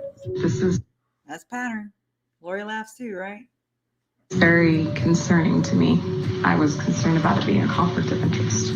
Utah County Attorney David Leavitt is continuing to face criticism tonight from the public and legal community. He's accused of dismissing criminal charges against his friend and campaign donor. Now, tonight, multiple attorneys say the way he handled the case should be concerning from an ethical, also a taxpayer standpoint. And moral. How about moral? How about some humanity up in here? It is an awkward laugh because it's evil, in my opinion. Fox 13 investigative reporter Adam Herbetz picks up the story from there. I'm just saying that he is a huge supporter of you and fan. This is very concerning to me. More than a month before Utah County Attorney David Leavitt had to face questions from the media. Is it true that the defendant served a mission with your brother? He did. He was answering those same questions from the alleged victim, who wanted to know why her stalking suspect, Mark Stewart Allen, was so cozy with the prosecutor who would eventually drop charges. Really obsessing about this. I know because I saw it 3 times a week, or 3 times a day sometimes. Yeah. When I was running for Attorney General. Leavitt told her the suspect donated $49.99 to his campaign for Utah Attorney General, but insisted that was not a problem. He should not have personally involved himself in the case. There was nothing to gain and everything to lose. I'm a fangirl of this lady right here. And her last name is Smith, but I love her. Linda F. Smith is an attorney not affiliated with this case and serves as a member of the Ethics Advisory Opinion Committee. She says Leavitt should have never taken the case away from the prosecutor who was originally assigned. The defendant prepared a fairly large binder of information, gave it to my brother, his former missionary companion. My brother forwarded it on to me. The defendant's strategy clearly was to get Leavitt directly involved. That's the most suspicious thing. The degree to which people were coming up to him and said, "Hey, David, dismiss this case, handle it this way." Leavitt says the suspect reaching out did play a role in him taking on the case personally. It certainly was one of the reasons. He says another reason is the original prosecutor refused to drop charges against the suspect. I said, Lance, if you don't feel comfortable doing that, I'll take the case. I'll do it. Because I care about the victim. Oh, I'll drop them charges for you there, sir. You don't even have to worry your pretty little head about it. I got you, boo. Taking on the case personally. It certainly was one of the reasons. He says another reason is the original prosecutor refused to drop charges against the suspect. I said, Lance, if you don't feel comfortable doing that, I'll take the case. I'll do it. Because I care about the victim. Well, and you're his boss. Well, it's my case. It's not his case. It's my case. He says dropping charges was the smartest decision because the trial was being delayed by the COVID-19 pandemic, and he thought it would get the suspect to stop harassing the victim. My job. That right there. I'm sorry. The degree to which people were coming on accident. That right there, just dropping it. That is the same pattern that you see in the church, where here you have these elders, these brethren, bishops, men that hold callings in the church, and they're protected by this they're allegedly protected by the LDS helpline. Not so helpful. And they just basically, y'all would know the terminology. I'm not good at the labels, right? But I'm not saying y'all are. Just somebody in here knows the label. Where you forgive the sinner, and just all is well in Zion, right? Just also blaming the pandemic. Yeah. But let the perp go who is harassing, who is terrorizing this victim of his. So let him go. What? It is so backwards. I don't know. I'm like, what the hell did I jump into? up to him and said, "Hey, David, dismiss this case, handle it this way." Leavitt says the suspect reaching out did play a role in him taking on the case personally. It certainly was one of the reasons. He says another reason is the original prosecutor refused to drop charges against the suspect. I said, Lance, I didn't mean to back that up that much. if If you don't feel comfortable doing that, I'll take the case. I'll do it because I care about the victim. When you're his boss. Well, it's my case. It's not his case. It's my case. He says dropping charges was the smartest decision because the trial was being delayed by the COVID-19 pandemic, and he thought it would get the suspect to stop harassing the victim. My job is to fashion some sort of protection for this woman. But he says when that did not work, he refiled the charges and that he still does not view any of his ties to the suspect as a conflict of interest, regardless of what the victim thinks. Can they bully their way into a prosecutor giving the case to somebody else? Yes. Well, maybe they can somewhere else, but not with it. This is funny. Just this one part. All right. So if you haven't watched the little clip at the beginning. I did it wrong. Wrong way. Decision because the trial was being delayed by the COVID-19 pandemic, and he thought it would get the suspect to stop harassing the victim. My job is to fashion some sort of protection for this woman. But he says when that did not work, he refiled the charges and that he still does not view any of his ties to the suspect as a conflict of interest, regardless of what the victim thinks. Can they bully their way into a prosecutor giving the case to somebody else? Yes, they can. Well, maybe they can somewhere else, but not with this prosecutor. They did. Do you think it's bullying if it's coming from a victim? I don't think this is I mean, I think the victim, frankly, I feel sorry for the victim. My heart goes out to her. The better decision is to not be involved in the case. Reporting in Utah County, Adam Herbets, Fox 13 News, Utah. Levitt believes the accusations are politically motivated by prosecutors Morally. who used to be on his staff. He also says at the time the victim agreed with his idea to drop the charges. She's now asking for the case to be prosecuted by a different agency. Which is what should have happened in Chad and Lori Daybell world, in my opinion, outside of the Mormon, and no harm, no foul, right? It's terrifying that the very people responsible for these beliefs, I said it, and I'm going to continue to say it, they hold my family's justice in their hands. There's something very wrong with that. That thing scares the shit out of me every time. But anyways, I have that linked in the description, this little video thing, and I'll have to go link the download for the paper for the case file on this Levitt jerk. I want to see the papers. Is that how you spell it? I'm writing that down. Johnny Goach. I don't know who that is, so I just didn't know how to spell that. I was like, what? How do you say that? How do you spell that? So there's nothing wrong with research. Nothing. I've researched people that I don't agree with. I've listened to their perspectives. I've read the comments. That's where it all is. It always has been. Your comments, right here is this conversation. It's necessary. It's being had. And we've been doing this. I've been learning. I was so scared to say these things before, but a little more life experience, and then everything that we've all been through with all this is eye-opening, eyes wide open. Not podcast, but you know what I mean. You can't turn a blind eye to it, because by doing so, we are silencing another victim, another Tylee, another JJ, and countless of indigenous women, children, the buffalo baby that this a-hole right here is purporting,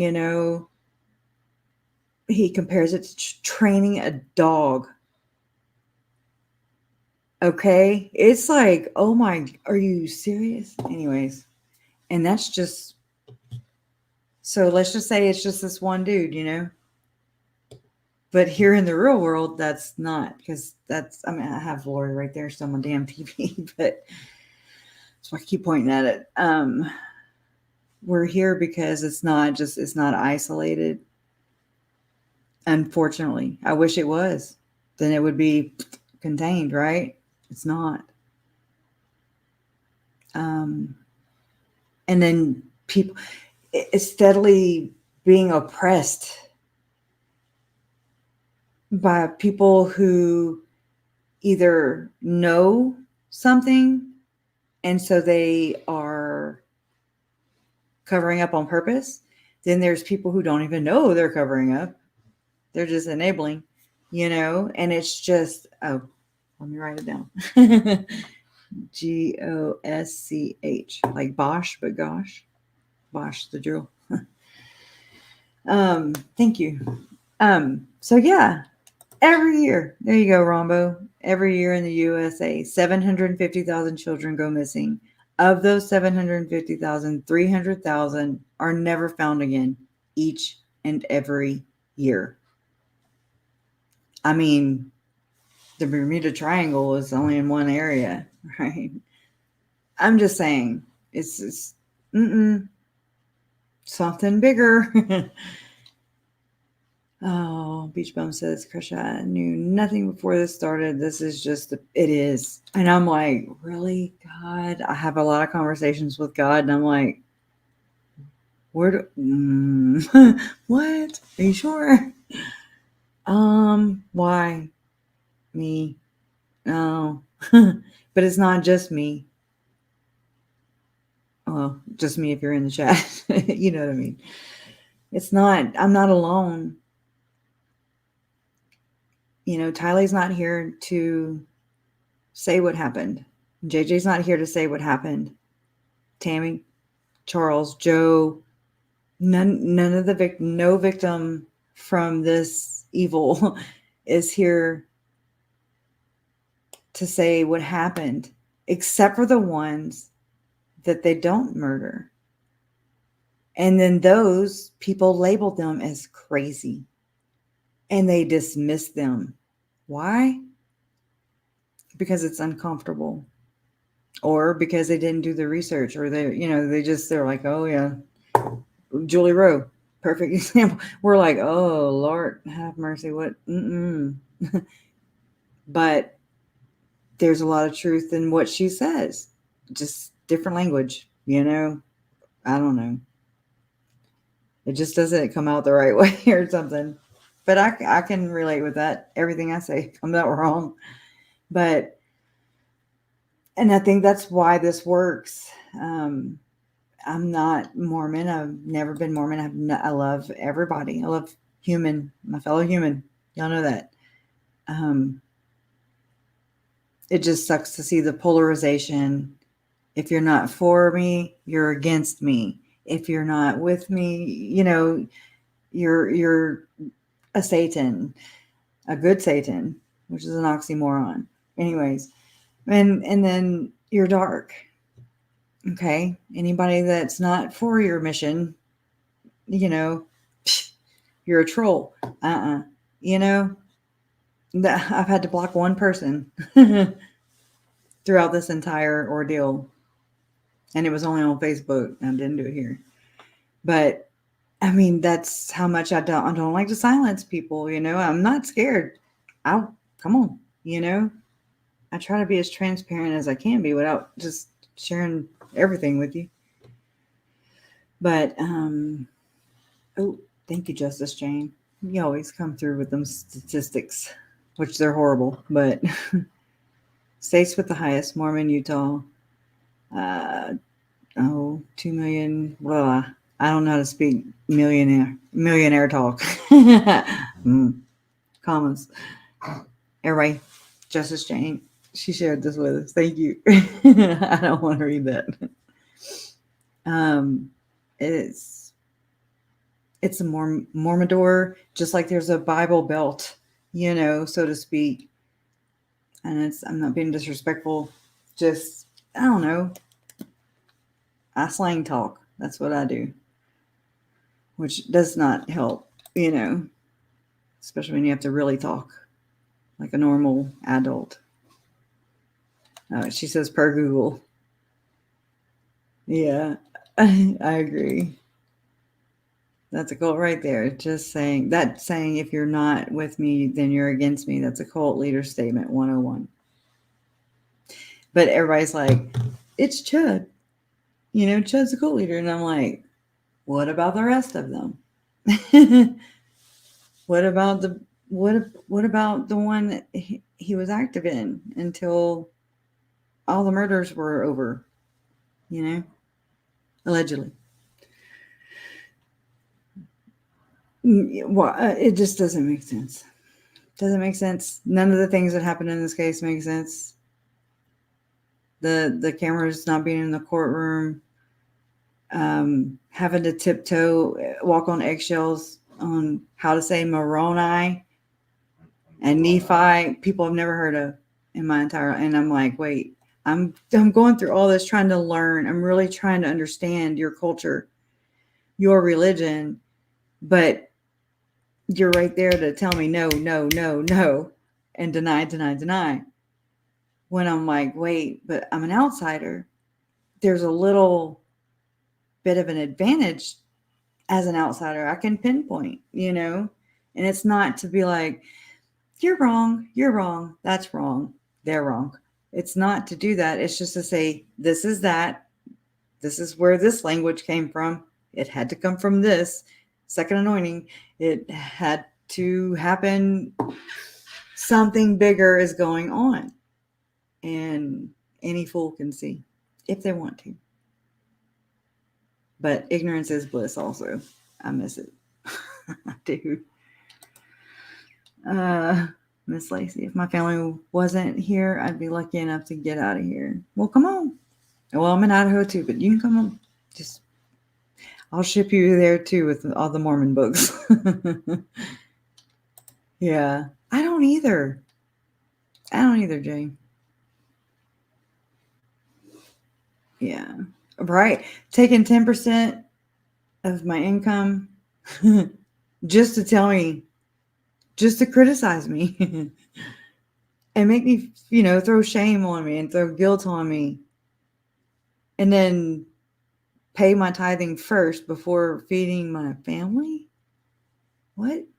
It is such a opposite world. It really is. There's one in Baton Rouge, right? But you know what? Even though in Lake Charles, where I'm from, right? And the Jesus card, y'all know I'm never going to let that go. I know that's alarming. And really, I've desensitized to it until I talked to Luke about it from the Sun, right? And then I was like, oh my God, that's huge to find a Jesus card with your name on it that drove, with a 409 number in handwriting. It's the missionaries. Give us a call. Hope all is well. Code, hope all is well in Zion. And then you're like, what? How'd they get in my house? How's this on my property? We don't have that. No, it's alarming. Was it a message? I don't know. That's the thing. I'm not in the know. I'm going to assume it is, just to be safe. Cherry Pie, I love you. She says, I passed a huge Mormon temple in San Antonio, Texas on my way to visit my son's family. Huge gold Moroni statue on the top. My son and daughter-in-law have lived in their house 10 years and have never noticed. I catch a panic attack. I'm like, oh, that's why. And it's just, this was my introduction to the Book of Mormon, just like many of you, right? I didn't know. I was ignorant. And Ashley, she's from Lake Charles. Yeah, they do have one though that's, at McNeese State University. But it's probably somewhere where if I've never seen a missionary. You can point them out here, kind of. And I'm glad it moved from the west side. I'm from the east side to the west side of the state. I'm so glad. Just to go into the grocery store and strike up a conversation with somebody and they've never heard of it. They're like, huh? And I'm like, that's why it's here. I get it now. Yeah. Yeah, they don't have the right to walk in. They don't have the right. What you coming to my property for? You got my phone number from your website. You got my address from your website that I signed up to like an idiot. Okay? No. You own stock in Google. You own stock in, and they have, I've had people email me and tell me that they have apps that track missionaries. So what else do they track? You know, and then I sound crazy. I'm not. Just saying, just repeating they're crazy. Not the people that email me either. I'm just talking about the dark and terrible ones. Are they? I'm gonna have to find them because I've never. I'll be like, "Hi, can I interest you?" Just kidding. Again, I didn't even know that Lori and Charles were. Never came up. I remember asking Mom because right before the murders happened, I'm sentimental. Okay, that's just who I am. Anyways, and so I was like, who was great grandfather's? You know, my great grandfather was adopted. So we don't know. So Chad's rating system sucks because he didn't include that in. I'm sure he didn't include Mandy Leger. That's JJ's biological mom. You know, her lineage. Just saying. Yeah, I'll definitely find them here. But anyways, you sign up to their website. I don't know where I was. Oh, so I didn't even know until I was kind of going into the genealogy thing, just pastime. And like I was getting a lot of hits on my paternal, my dad's side. But not so much. So I asked Mom, you know, what great grandfather's parents' names were. And she was like, oh, I don't know. She was like, but you know, Lori's into that. And she was like, and she said it in an innocent way, you know, she was like, I don't know, Mormons are just into genealogy, you know, now they're live shots too. It's like somebody, I don't know if Mom took the screen, like took a picture of the screens of my family lineage that was sent to Chad for him to rate it. Do you get it? Like, oh my God. What are the chances that I ask who my great grandfather's, you know, parents are, and either Mom or Lori or Charles, somebody took a picture of the Mac computer screen, and then there are 3 pictures, you know, of my family lineage, and I was in Google one day last year or 2 years ago, and it's a live photos. They're live photos. So like if you hold them down, you know, you can kind of see movement and hear stuff. Anyways, I was like, oh my God, that is so weird. That is so, holy crap. And you have no idea. Right. I still hold them. Look, I have 2 kits. If anybody wants them, I will not send it in because like I bought 2 23andMe kits for, you know, me to take one and Jason. And then all this happened. And I was like, oh, wait, no, let me remove myself from the websites. You know, you can't. Too late. So, yeah. They're hiding in the cavity of a mountain in the golden walled cavern. But anyways, yeah, I mean, I want to. Might as well. You know, I'm probably already baptized. You too. We're probably all baptized. and I just don't like. I feel violated spiritually violated. Yes. Yes. It is. Everything's good and then bad, though, Natalie. I think, you can drink too much water and overdose, Too much of anything is not good. Not enough of something is not good, Depends. I think the church, I concur. Yeah. Right? It's just having a moral compass, in my opinion. You don't have to, you just got to be a decent person. Don't be an asshole.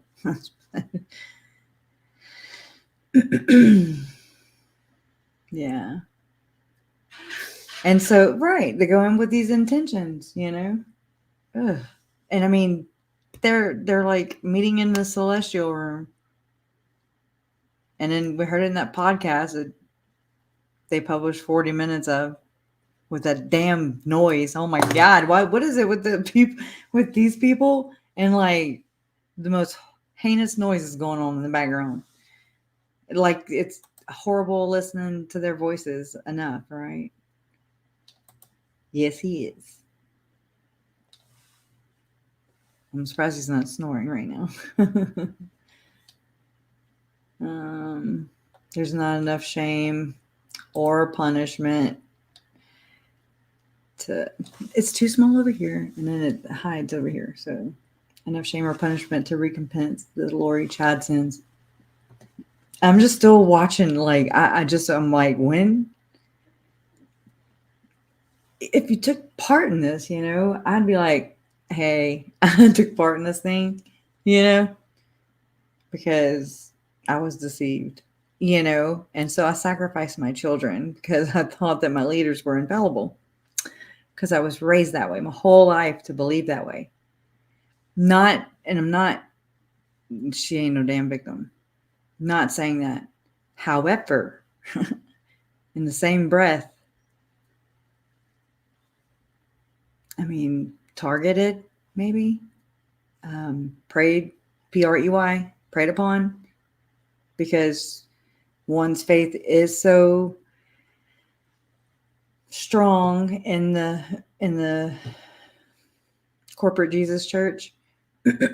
And so we know that Sister Vallow will sacrifice her children because we some bloodletting people. we want some blood. It's gross. So there's this channel called Galactic. I forget. Galactic Storyteller, I think is the name of it. So last Sunday, Asia Rain, and I'm just asking if you are interested, check it out.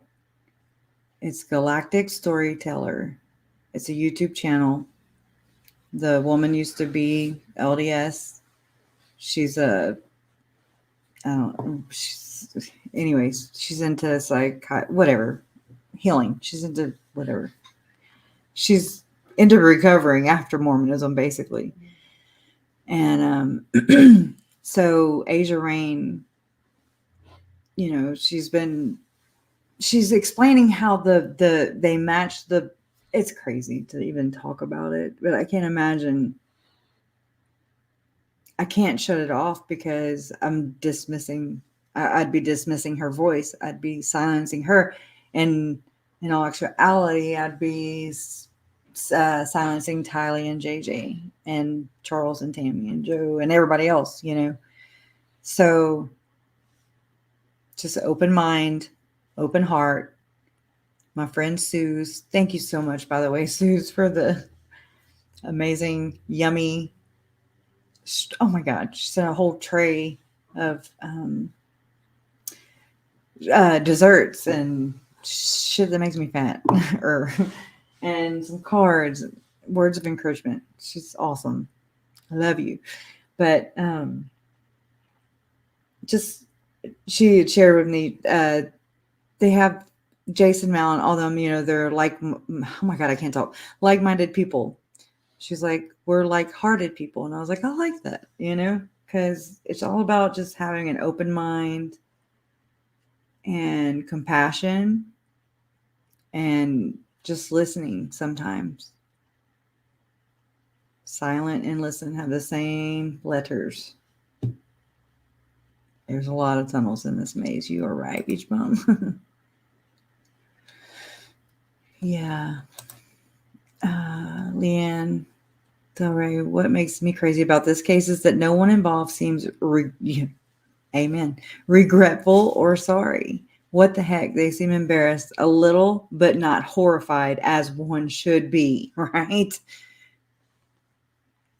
This goes up there with the greatest comments ever because it doesn't make sense. It's the weirdest and most abhorrent behavior I've ever witnessed in my life. Mm-hmm. Yeah, Jean.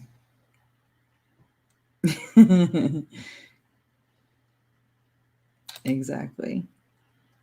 God will be their judgment. I'm excited for their time to stand before him. And we will stand before him, Mel. Right. And you will be held accountable. I know. That's bad when I have this shit memorized. Right.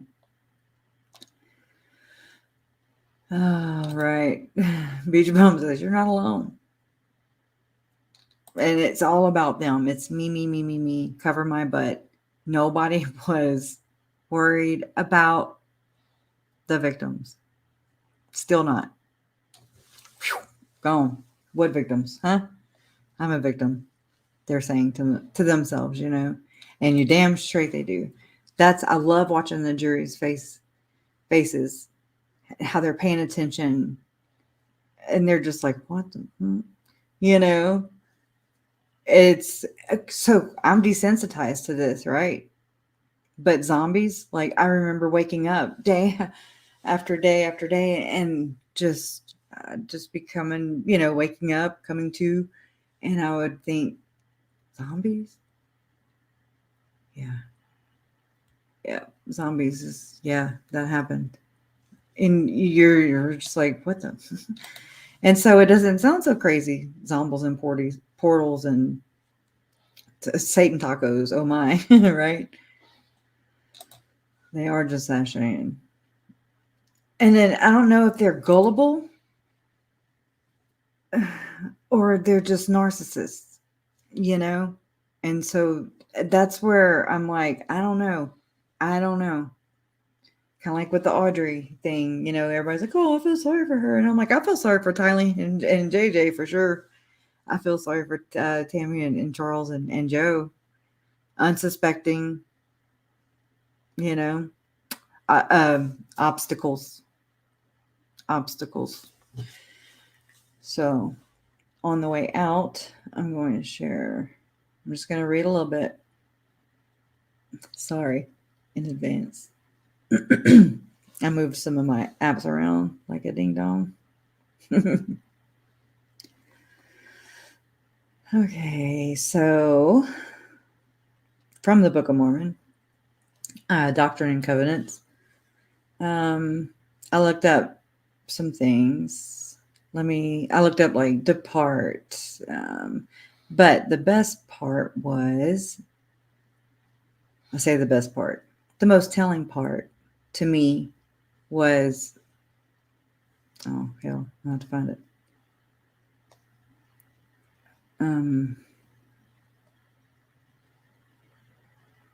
There's a lot of screenshots. Okay,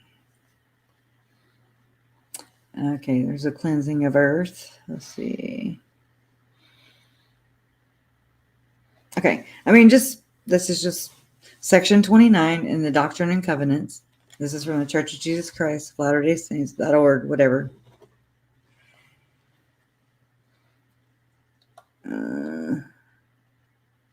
Right. Yeah, no, I get it. I do. I don't, yeah. I know things can sometimes seem like they're taken out of context, you know, and I'm like, no, I didn't mean it that way.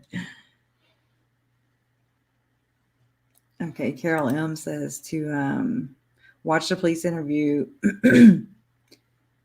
interrogation of Tylee 7/11/19 day trolls at 12:40 timestamp. After she listened to Laura Hoare through the thin walls for a few minutes, Tylee wiped away tears. So sad. It is. I know. And then she hummed and soothed herself. Mm-mm-mm. Ah, chills. Oh, I got chills. Thank you, Carol M. Poor babies, though, you know.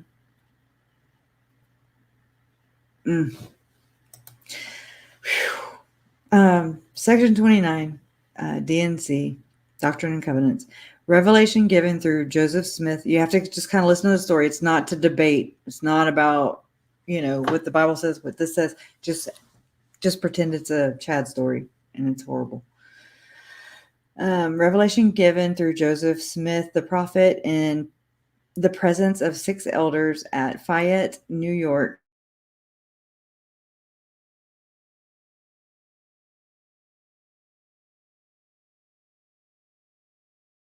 September. Hold on, I lost connection. Oh, thank you, little brands. I hope y'all can hear me. What the hell was that?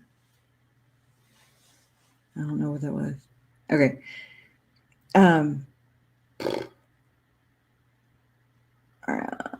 It says, okay, this revelation was given some days prior to the conference beginning September 26. Oh, hell. If it was not for bad luck, I'd have none at all. For real. I have a cord that long. It's stuck. Okay, it says DNC 29, 1-8. Christ gathers his elect, 9-11. His coming ushers in the millennium, 12-13. The 12 will judge all Israel, 14-21. Signs, plagues, and desolations, all these mean different things, okay? Just because you think of a sign, plague, different definitions for things. And desolations will precede the second coming.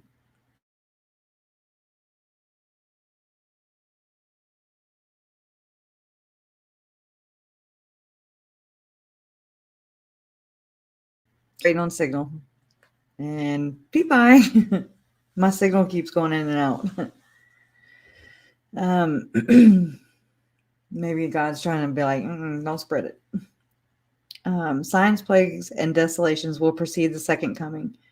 The last resurrection and final judgment follow the millennium, 29-35. All things are spiritual unto the Lord, 36-39. The devil and his hosts were cast out of heaven to tempt man, 40-45. The fall and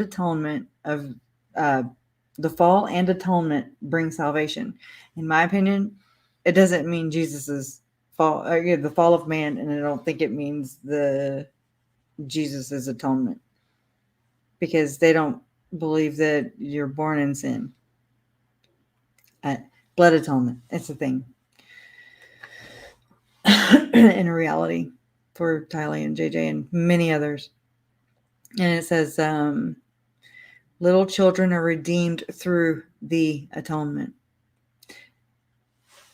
1. Listen to the voice of Jesus Christ, your Redeemer, the great I am, whose arm of mercy hath atoned for your sins, who will gather his people, even as a hen gathereth her chickens under her wings, even as many as will hearken to my voice and humble themselves before me and call upon me in mighty prayer. Behold, anytime I hear verily, verily, I'm like, oh, I say unto you that at this time your sins are forgiven you. Repent no more, right? DNC 29. I guess 3. I don't know how chapter 3.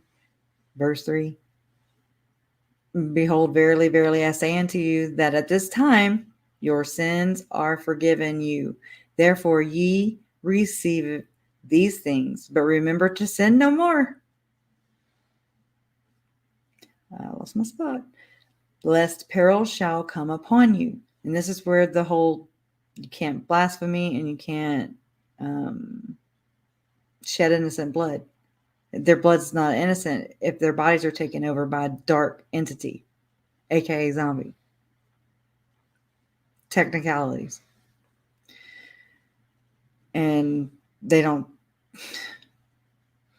and it is blasphemy to outsiders, you know, because we're like, oh, the whole thing is blasphemy. But you can't become, you don't become God yourself. Where I come from. And so verily I say unto you that ye are chosen out of the world to declare my gospel with the sound of rejoicing, as with the voice of a trump. Moroni, trump. Lift up your hearts and be glad, for I am in your midst and am your advocate. The Lord even says that Jesus is the advocate, or she's his I forget, with the Father.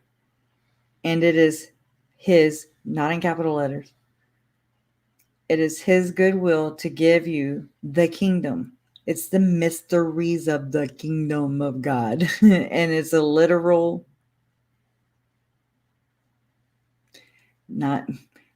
it's like David Warwick when he was like looking at the imaginary church of the firstborn. They believe that the Church of Jesus Christ of Latter-day Saints is going into apostasy, basically. And so the church, in my opinion, allegedly sells this idea of the Church of the Firstborn and usher, you know, this is how they practice and allegedly do polygamy right here in 2023. Probably happening today in a temple near you because it's closed. And that was another thing too. Melanie Gibbs said something like, what? They went in a waiting room in the temple and sealed themselves together. I'll wait.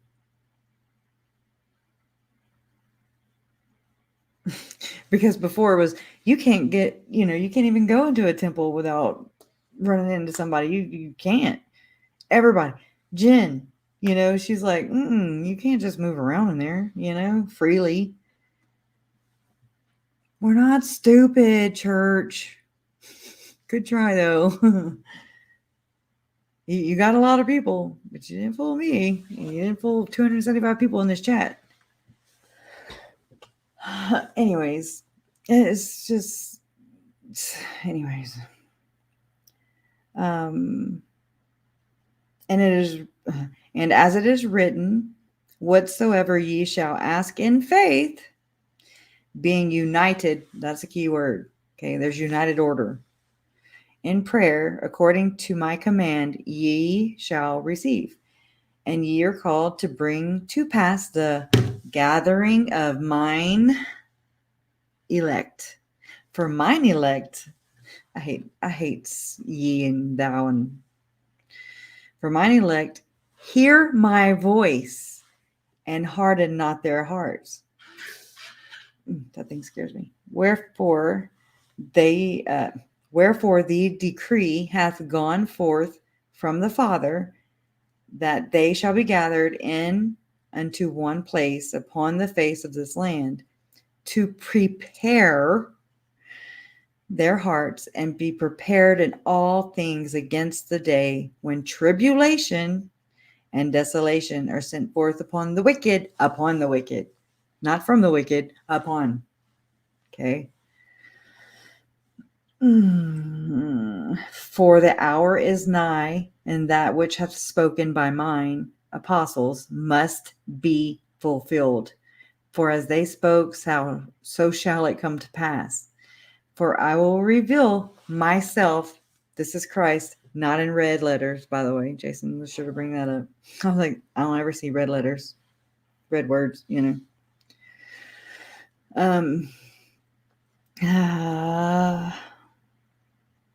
For the day, and day means light, night means dark.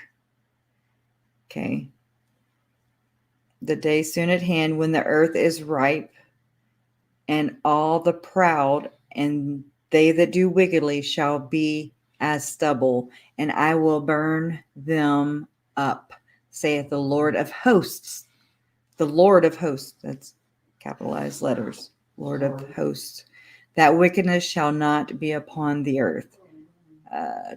DNC 29:10. For the hour is nigh, and that which was spoken by mine apostles. Oh, I already said that. For as they spoke, so shall it come to pass. Number 11. For I will reveal myself from heaven with power and great glory, with all the hosts thereof, and dwell in righteousness with men on earth 1,000 years, and the wicked shall not stand.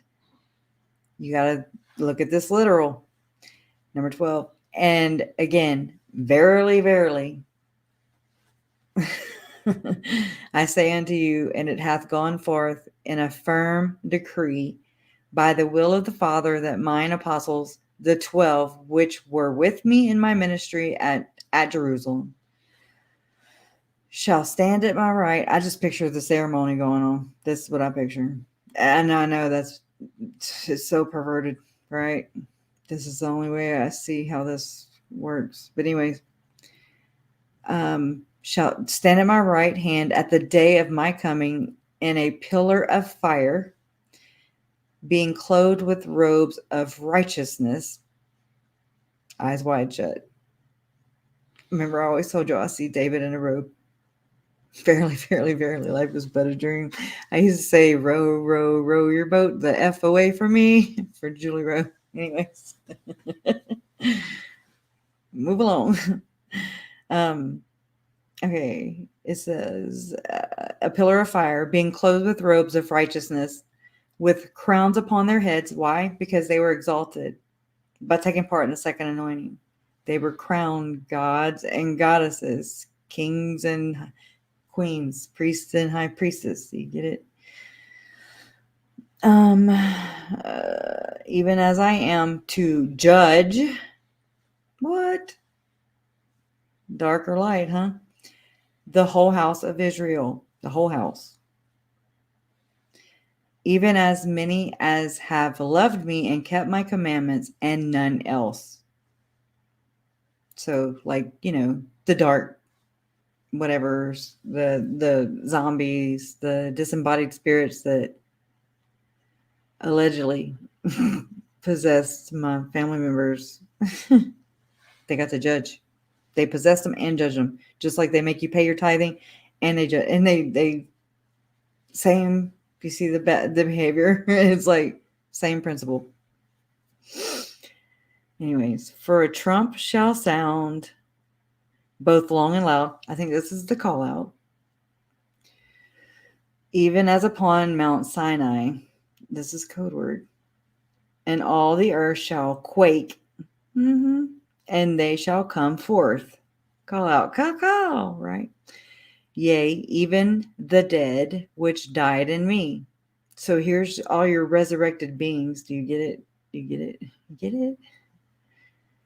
To receive a crown, God, goddess, priest, priestess, queen, king of righteousness, and to be clothed upon, even, that's the word, even as I am, and to be clothed upon, even as I am, this is Jesus, allegedly, to be with me, that we may be one, united order. Get it? But behold, I say unto you that before this great day, light shall come, the sun, light, shall be darkened by the zombies, the dark people, the wicked, right? And the moon shall be turned into blood, Leah Satili. And the stars shall fall from heaven. And that's the third half, right? Allegedly, to their beliefs, I guess. And there shall be greater signs in heaven above and in the earth beneath. Definitely from the earth beneath. Okay, but I'm going to go to even because that's where I was like, what the holy shit. Come on. Mm-hmm. And then we'll end on that because it's Okay, I even looked up damnation, children, natural, all these blue words, I'm like, redemption, come on, bitter, fruit, tempt, hosts, devil, spiritual commandments, come on.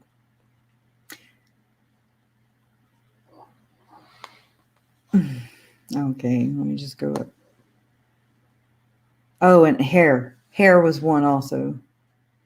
And it's everything's in D&C, 29 Doctrine and Covenants, 22 25a hair, and it's Luke 21:18 and Alma 40:23. Luke 21:18 says 18, but there shall not an hair of your head perish, which doesn't even make sense.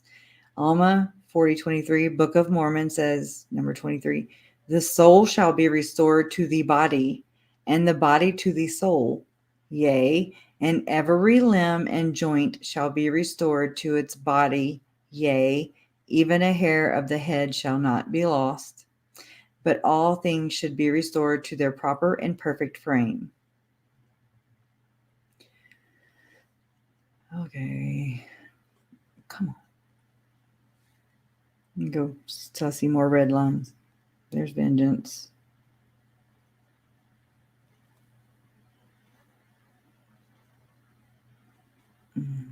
Hailstorm. They got the armor, all that stuff. It's all in here. Ooh. And then I looked up physical death. Just don't sign up. You can just go and I screenshot stuff. Ain't got to go back there.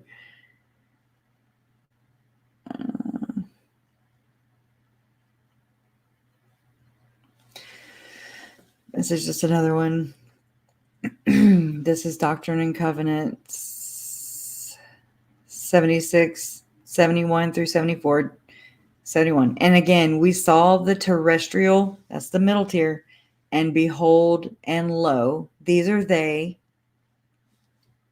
people who are of the terrestrial, whose glory differs from that of the church. Lori was talking about, meeting Alex at the damn terrestrial church with JJ's body, I'm sure. Makes you wonder if it really they passed his body and their bodies through the temple. Shouldn't keep shit secret and people won't ask questions. Differs from, okay.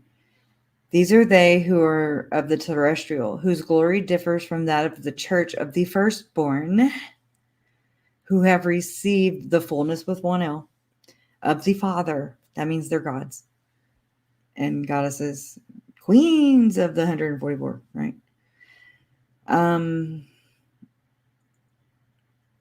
Even as that of the moon differs from the sun in the firmament, behold, these are they who died without law, and also they who are the spirits of men kept in prison, whom the Son visited, Jesus visited, and preached the gospel unto them, that they might be judged according to men, in the flesh. I find that alarming. Who received not the testimony of Jesus in the flesh. So Lori saw Jesus. Anybody had the second comforter and calling an election, like Zalema said 3 times in the trial. Calling election made sure. Second comforter. That means that's code. They don't actually see Jesus. We all know, right? But we're like, this bitch done said she done saw Jesus, y'all. Oh my God, right? She's done checked out. It's alarming. But this is the language used so people discredit rogue bitches like this, in my opinion. Anyways. So I'm going to read 73 and 74 again. And also, they who are the spirit of men kept in prison, whom the Son visited, and preached the gospel unto them, that they might be judged according to men in the flesh, who received not the testimony of Jesus in the flesh, but afterwards received it. Wink, wink.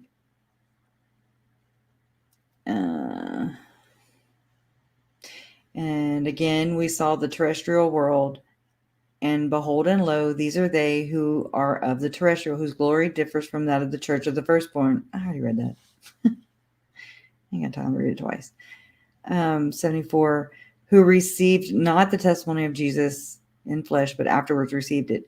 These are they who are honorable men of the earth, who were blinded by the craftiness of men. These are they who receive of his glory, but not of his fullness. So it's only for the super duper heaven. It's for the second anointing. Who become gods. They're translated beings and shit. Just got to look at it like a story, you know? And you're just like, okay. These are they who received of the presence of the Son, Jesus. Lori said she saw Jesus. Zalema. Melanie Gibbs says, how is it that Zalema, where Lori saw Moroni or Jesus or whatever, Zalema saw him in the same exact place in the temple? I mean, you can't make this shit up. Who'd want to? These are they who received of the presence of the Son, but not of the fullness, 1L, of the Father. Wherefore they are bodies terrestrial and not bodies celestial. They're not cool. I know something you don't know, right? And differ in glory. And this, I've never been in the temple, but I have to imagine, because they have like I said, it's like, I picture it like Epcot. How 20 years ago, whatever. And you would ride in Epcot, the ride in Epcot Center in Disney World, and it would take you through the different, the 50s, 60s, 70s, 80s, how evolution, right? And that's kind of how I see this, but it's the bottom layer. The bottom tier is celestial, the worldly, right? Then terrestrial, it's middle tier. And then celestial, but not just celestial. Once you take part in the second anointing, polygamy, once you take part and you're hooked up by my fake church that I'm making up right now. I'm the president of the church, and I am the only person that can say, hey, see Brother Daybell over there? Let's do a call out. Okay. So let me send my little messengers. Okay. And then, those bloodlines match up. So Lori, Sister Vallow over there, she comes to the temple all the time. She seems to be doubled down. She's got 2 kids too. One's about to be 17. One's not even the age of accountability yet. Age 8. And so I call them up, and I have, 2 of my fellow brethren, the 12 apostles, 2 of the 12 apostles. Could it be Dale Renlund and Russell Ballard, who became zombies? Why did they become zombies though? I'm just asking. Anyways, and so they do the washing and anointing, and everybody's feet are clean. And then what that would do is, once I pick these 2 people who are still to other people in my pretend church that I'm the president of, then the chat is sealed to Tammy, and Lori is sealed to Charles, and she's sealed to Chad. Chad's doing good. He's sealed to 2. Anyways. Oh man, I want to find it. Even did I get back to it? No. I hate this shit. If y'all could just here, I'll send you a copy of everything in my phone, and you'll be like, "Oh, okay, I get it." Just read it in order. You'll be there a couple of years.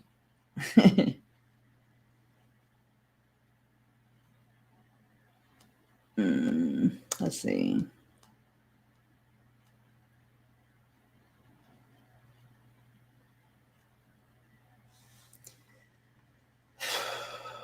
They talk a lot, that's for sure. Isn't KJ doing a good job, though? Y'all, I really appreciate what she does. It's like I can walk out of the courtroom and just go and put my earbuds in, and I'm listening to her. Sometimes I'm just watching the chat. You know, I don't want to answer because I don't want to disrupt it. And I'm just like, okay. And then when the audio comes out, you know, it just helps me see it from different perspectives, process it, to absorb it. I don't know how it knows it just, but I mean, she's just like, everybody just moderate yourself. I'm like, I love it. She's gangster. And so Jennifer, just think about this though. If you watch Asia Rain's first story, which came out last Sunday on this one channel, Galactic Storyteller, please just go watch at least the first one. I love you too, Jeanette. Mwah. Fellow no top. Well, we're gillies, right? Well, she's a gilly, but I'm related to Mickey Gilly. Anyways, we have no top lip. Not much of one. She's my cousin. Anyways, good to see you. I was going to say I hope all is well, but I'm not going to wish that on nobody. I hope everything's great. But yeah, go check out Asia Rain's story on Galactic Storyteller's YouTube channel. And it's about an hour long. And she says something about the bloodlines, and I'm like, oh, okay, because I have not really delved off too far into this. It's labeled this. What do you call it? Whatever. This labeled crazy conspiracy theory territory. Labels, right? Right, Trace? I'm so glad I have y'all. I love Nuanso. Yeah. Thing is, though, and I don't know if it's just a cultural thing, you know, how they're active Mormons, and then when they are transitioning out of the church, I've been in their chats. I donate. I send super chats, thinking, you know, now that I know who's who in the zoo, pretty much, and I know that there's a spectrum of belief in all people, but in Mormonism, you know, there's a Nevermo, Exmo, there's Jack Mormon, there's all these different terms of belief. And it's like, okay, I just knew they were talking Mormonese. That's the only thing. And I don't mean that disrespectful, but that's like the perfect word, because it was totally opposite. I've never heard this kind of language. Never heard people talking parables. I can't stand when people talking riddles, you know. I'm like, what are you? And you read in the comments, you know, and you're like, what the hell where are they like? They're like, yeah, buddy, high-fiving and stuff. And I'm like, what the hell? Am I stupid? I'm listening, watching the same thing, and I'm just not getting it, you know? And so the things don't match up. And I'm like, oh, okay, I see what's going on. It's a whole different language. And it works for this church. Codes. I got a book on codes, right? And not area ones. Secret codes for $2. And so I don't even know. I might have to get some holy water or something. It's all with intent, right? Who knows? Man perverts everything, you know? So it's now it's a caution. Their stories are cautionary tales. And ow, I hate this chair. Oh, and I woke him up. I can multitask some stuff. Oh man. Well, anyways, thank y'all so much for being here again. I really want to do shorter ones, but I end up rambling, or my Wi-Fi cuts out, or both. But Jason went and grabbed dinner before I went live, so I think I'm about to go eat and snuggle up with my baby and not have to work on the thumbnail. Who do y'all think that? I talked to Mom yesterday, and I was like, well, do you think it's about to wrap up? And she was like, I think so. The FBI guy who is on point, Doug Hart, he is on point. Because, I mean, he knows his shit. And he's just like, bing, bing, you know, and I mean, really just maps it out, in my opinion. Brings it back together. There's this, shit. I need like a production crew back here. Allegedly. I don't know what this is. So the testimony is from my birthday, May 3rd. But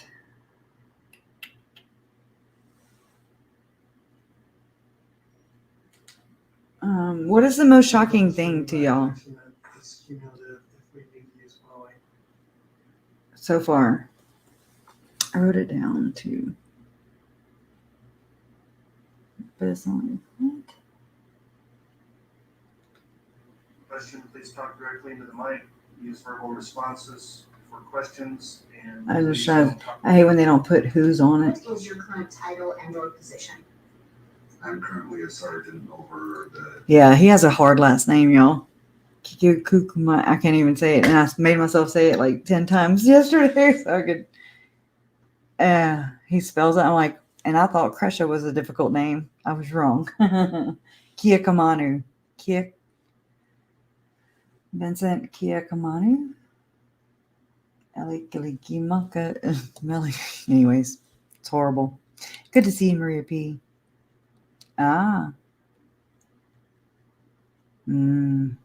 Right? I want it all. And, they're not going, they're going to be like, wait, we lost it. Sorry, neighbor. That kind of shit.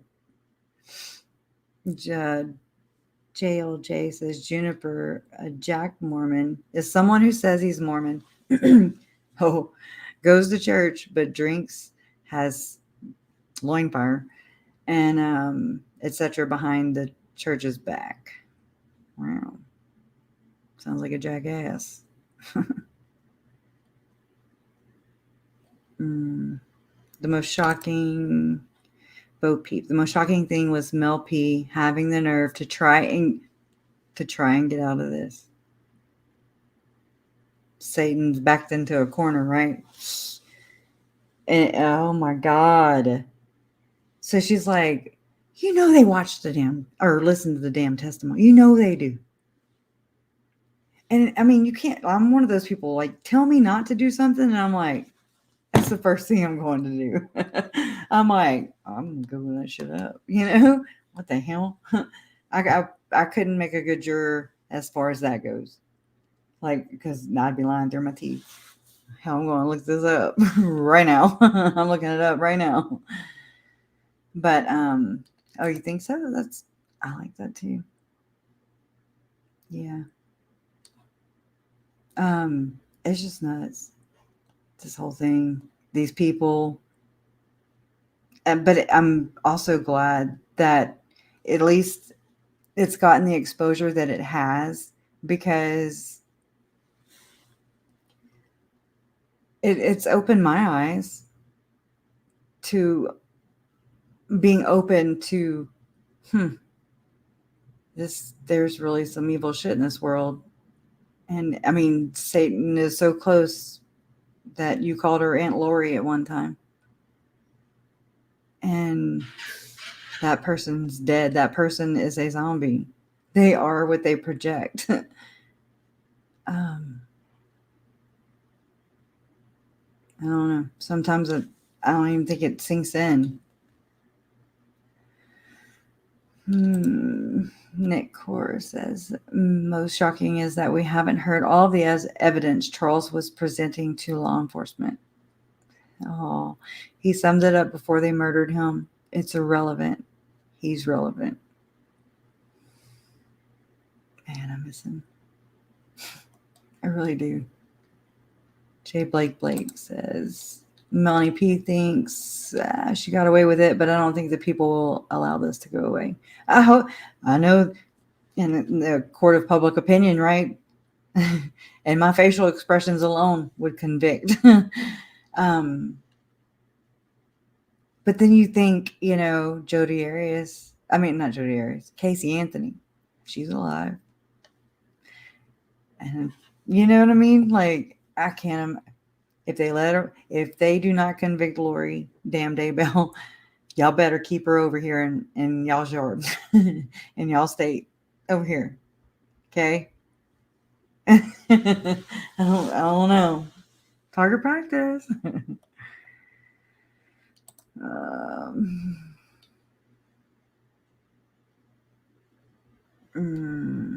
Yeah, I know. Because the ancient prophet, I don't know. Semantics. I'm like, I'm just here for the story, right? It's like just like everything else, I just kind of pick things up and I kind of read backwards, if you will. Like I'll open the book and then I'm like, oh, that sounds interesting.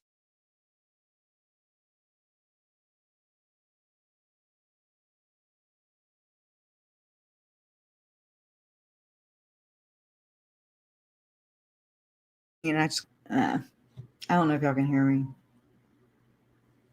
His phone just went off. But anyways, I'm going to go. I love you guys. Lori Hoare will get jailhouse justice as soon as she gets put into general pop. Yeah, yes. Thank you, Christina. I am getting a dog when I get home. Can you believe that shit? Can't believe it. Yes. Hey, Jean. It's good to see you. You be safe too. And it is, Jansky. It is. It's amazing to see how much what is still kept in the cloud. Which I have trust. Call me crazy. I'll take it. I'll take this label. I wear it proudly. But with this case, everything was scrubbed. The scrubbing bubbles were hard at work. Okay. And I'm so glad I screen recorded things.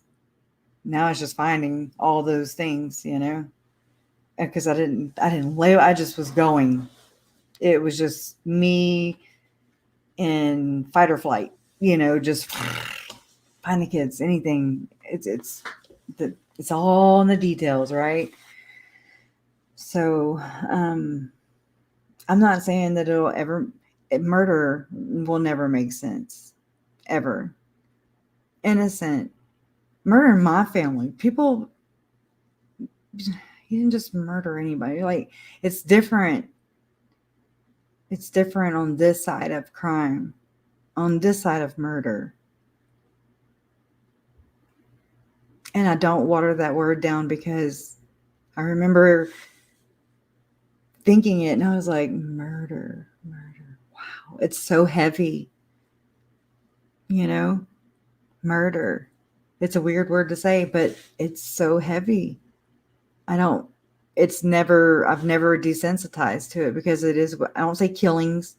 I don't say, like when Mom testified, I'm like, why the hell you don't have to say death? Charles's death. Died. Or when they say passed away, I'm like, no, somebody they got passed away. Somebody threw them away, like Summer Shiflett said, like garbage, right? Thank you. Same with you, Janelle. One day, maybe we can have a talk. You know, I'm just curious. I think that's part of the healing process. It's just trying to understand this nonsensical, like my uncle said, he called it she's lost her mind. She's just nonsensical, as is this. But we're going to do our best. And in the meantime, it's constructive. And, you know, I definitely look forward to doing some hardcore advocacy work and just trying to prevent these things from happening. Awareness is key. Sunlight is the best disinfectant, and Salt Lake sunburns, Salt Lake City sunburns will make, and the dryness up here, it's so dry. It's like the third week since I went to Salt Lake. April 4th is when I got here. But anyways, still pilling. I'm like, oh God, one day I'll quit. Allegedly. Oh, I told Jason we went to Salt Lake City to see Jen and Michelle and oh hell, I can't think of the dog's name. Ellie, and she just stayed by me. And the next day, I don't know. I love animals, just never owned them because they die, they leave. Yeah, you know, I don't deal with loss too good. Yeah, a Rottweiler too. But just, I don't know, something connected, just like when I saw Jason, not the dog thing. No, I didn't bring that up, but when I saw him versus being married 2 times before him, thinking I was in love or that was love both times. And then I see Jason and I'm like, I think home, you know, I was just like, home. And that was weird because I didn't know I was looking for it. Why would home be a person? You know what I mean? So when Ellie was there and I was just like, I'm getting a dog. Just like that. It is. Thank you. One step, one breath sometimes. Have you heard? Yeah, I almost published it last night, but I don't know. Where'd it go? I might publish it. Screw it, you know. Where did it go? Something about Alex's singing. Is this it? No. My 14-year-old. Oh my God. I don't know how. I'm trying though. Yeah. I was like, I got this. I think Beach Bum, a couple other people were like, don't go in there. Don't look at the pictures. Don't do it. And I'm like, I got this. You know, Mom didn't go. I went with Larry. And then it wasn't even published yet.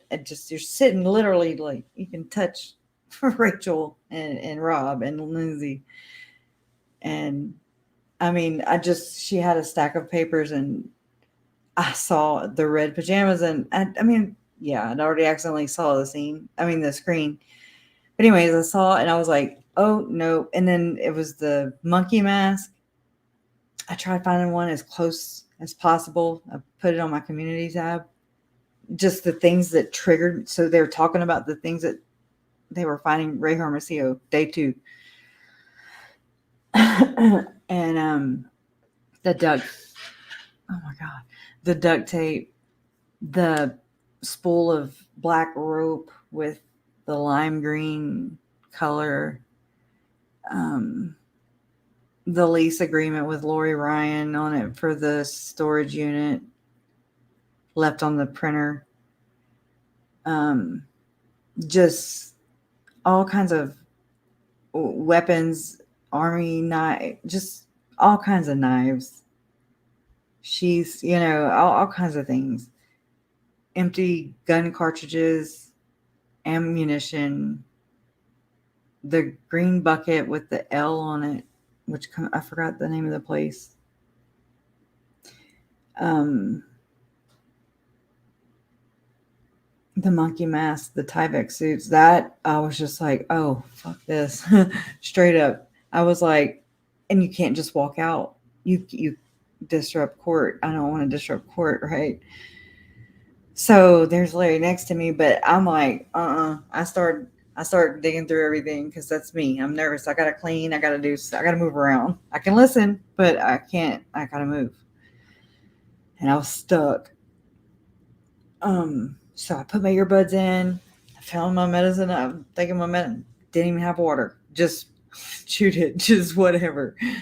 And I was like, oh my God, I should have listened. And I should not have come here. I can't handle this. Oh.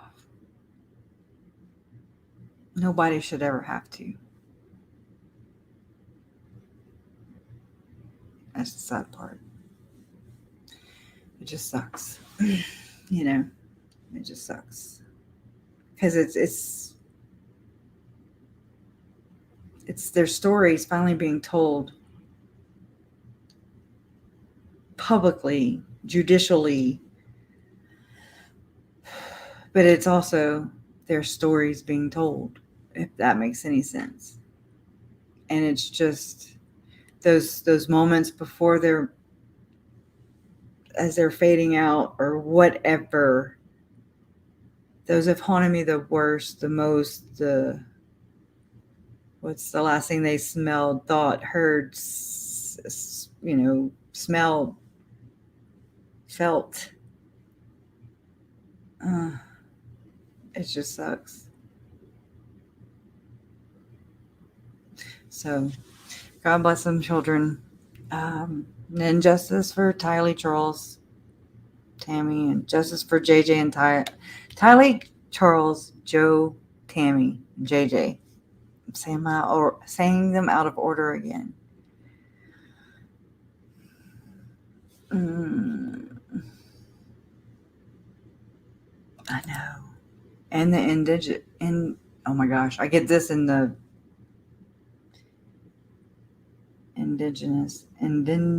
oh my gosh.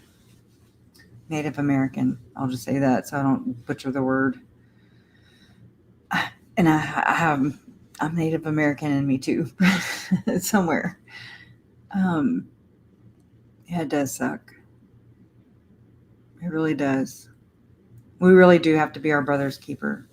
I don't care who, if it's the Mormon next door, if it's the Pentecostal lady down the street, if it's somebody who's atheist, if it's somebody who's Catholic, whatever. We have to become the human race. People complicated this world with the biases, with the racism, with the sexism, with all the isms. And it just, it would be awesome just to live in a world without all that, without all the labels.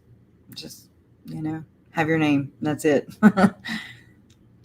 Thank you, Jean. Thank y'all, everybody. I know yes, I agree with you right there, Marie. Thank you, Janelle. I'll say thank you for your service. Girl, high five. Best decision ever, in my opinion. And I'm glad to hear that. Know your worth, right? He's your hero too. Are we talking about Ray Hermosillo, who is the short? He's short, y'all. I'm 5'3", right? He's short, but he has a long torso. Because I was like, I couldn't see around him. It's like, dude, all torso, huh? But anyways, thank you, little brands. All right, I love y'all. I'm gonna push end broadcast allegedly. Love you guys. Thank you so much for being here. Justice for the victims. Thank you, moderators.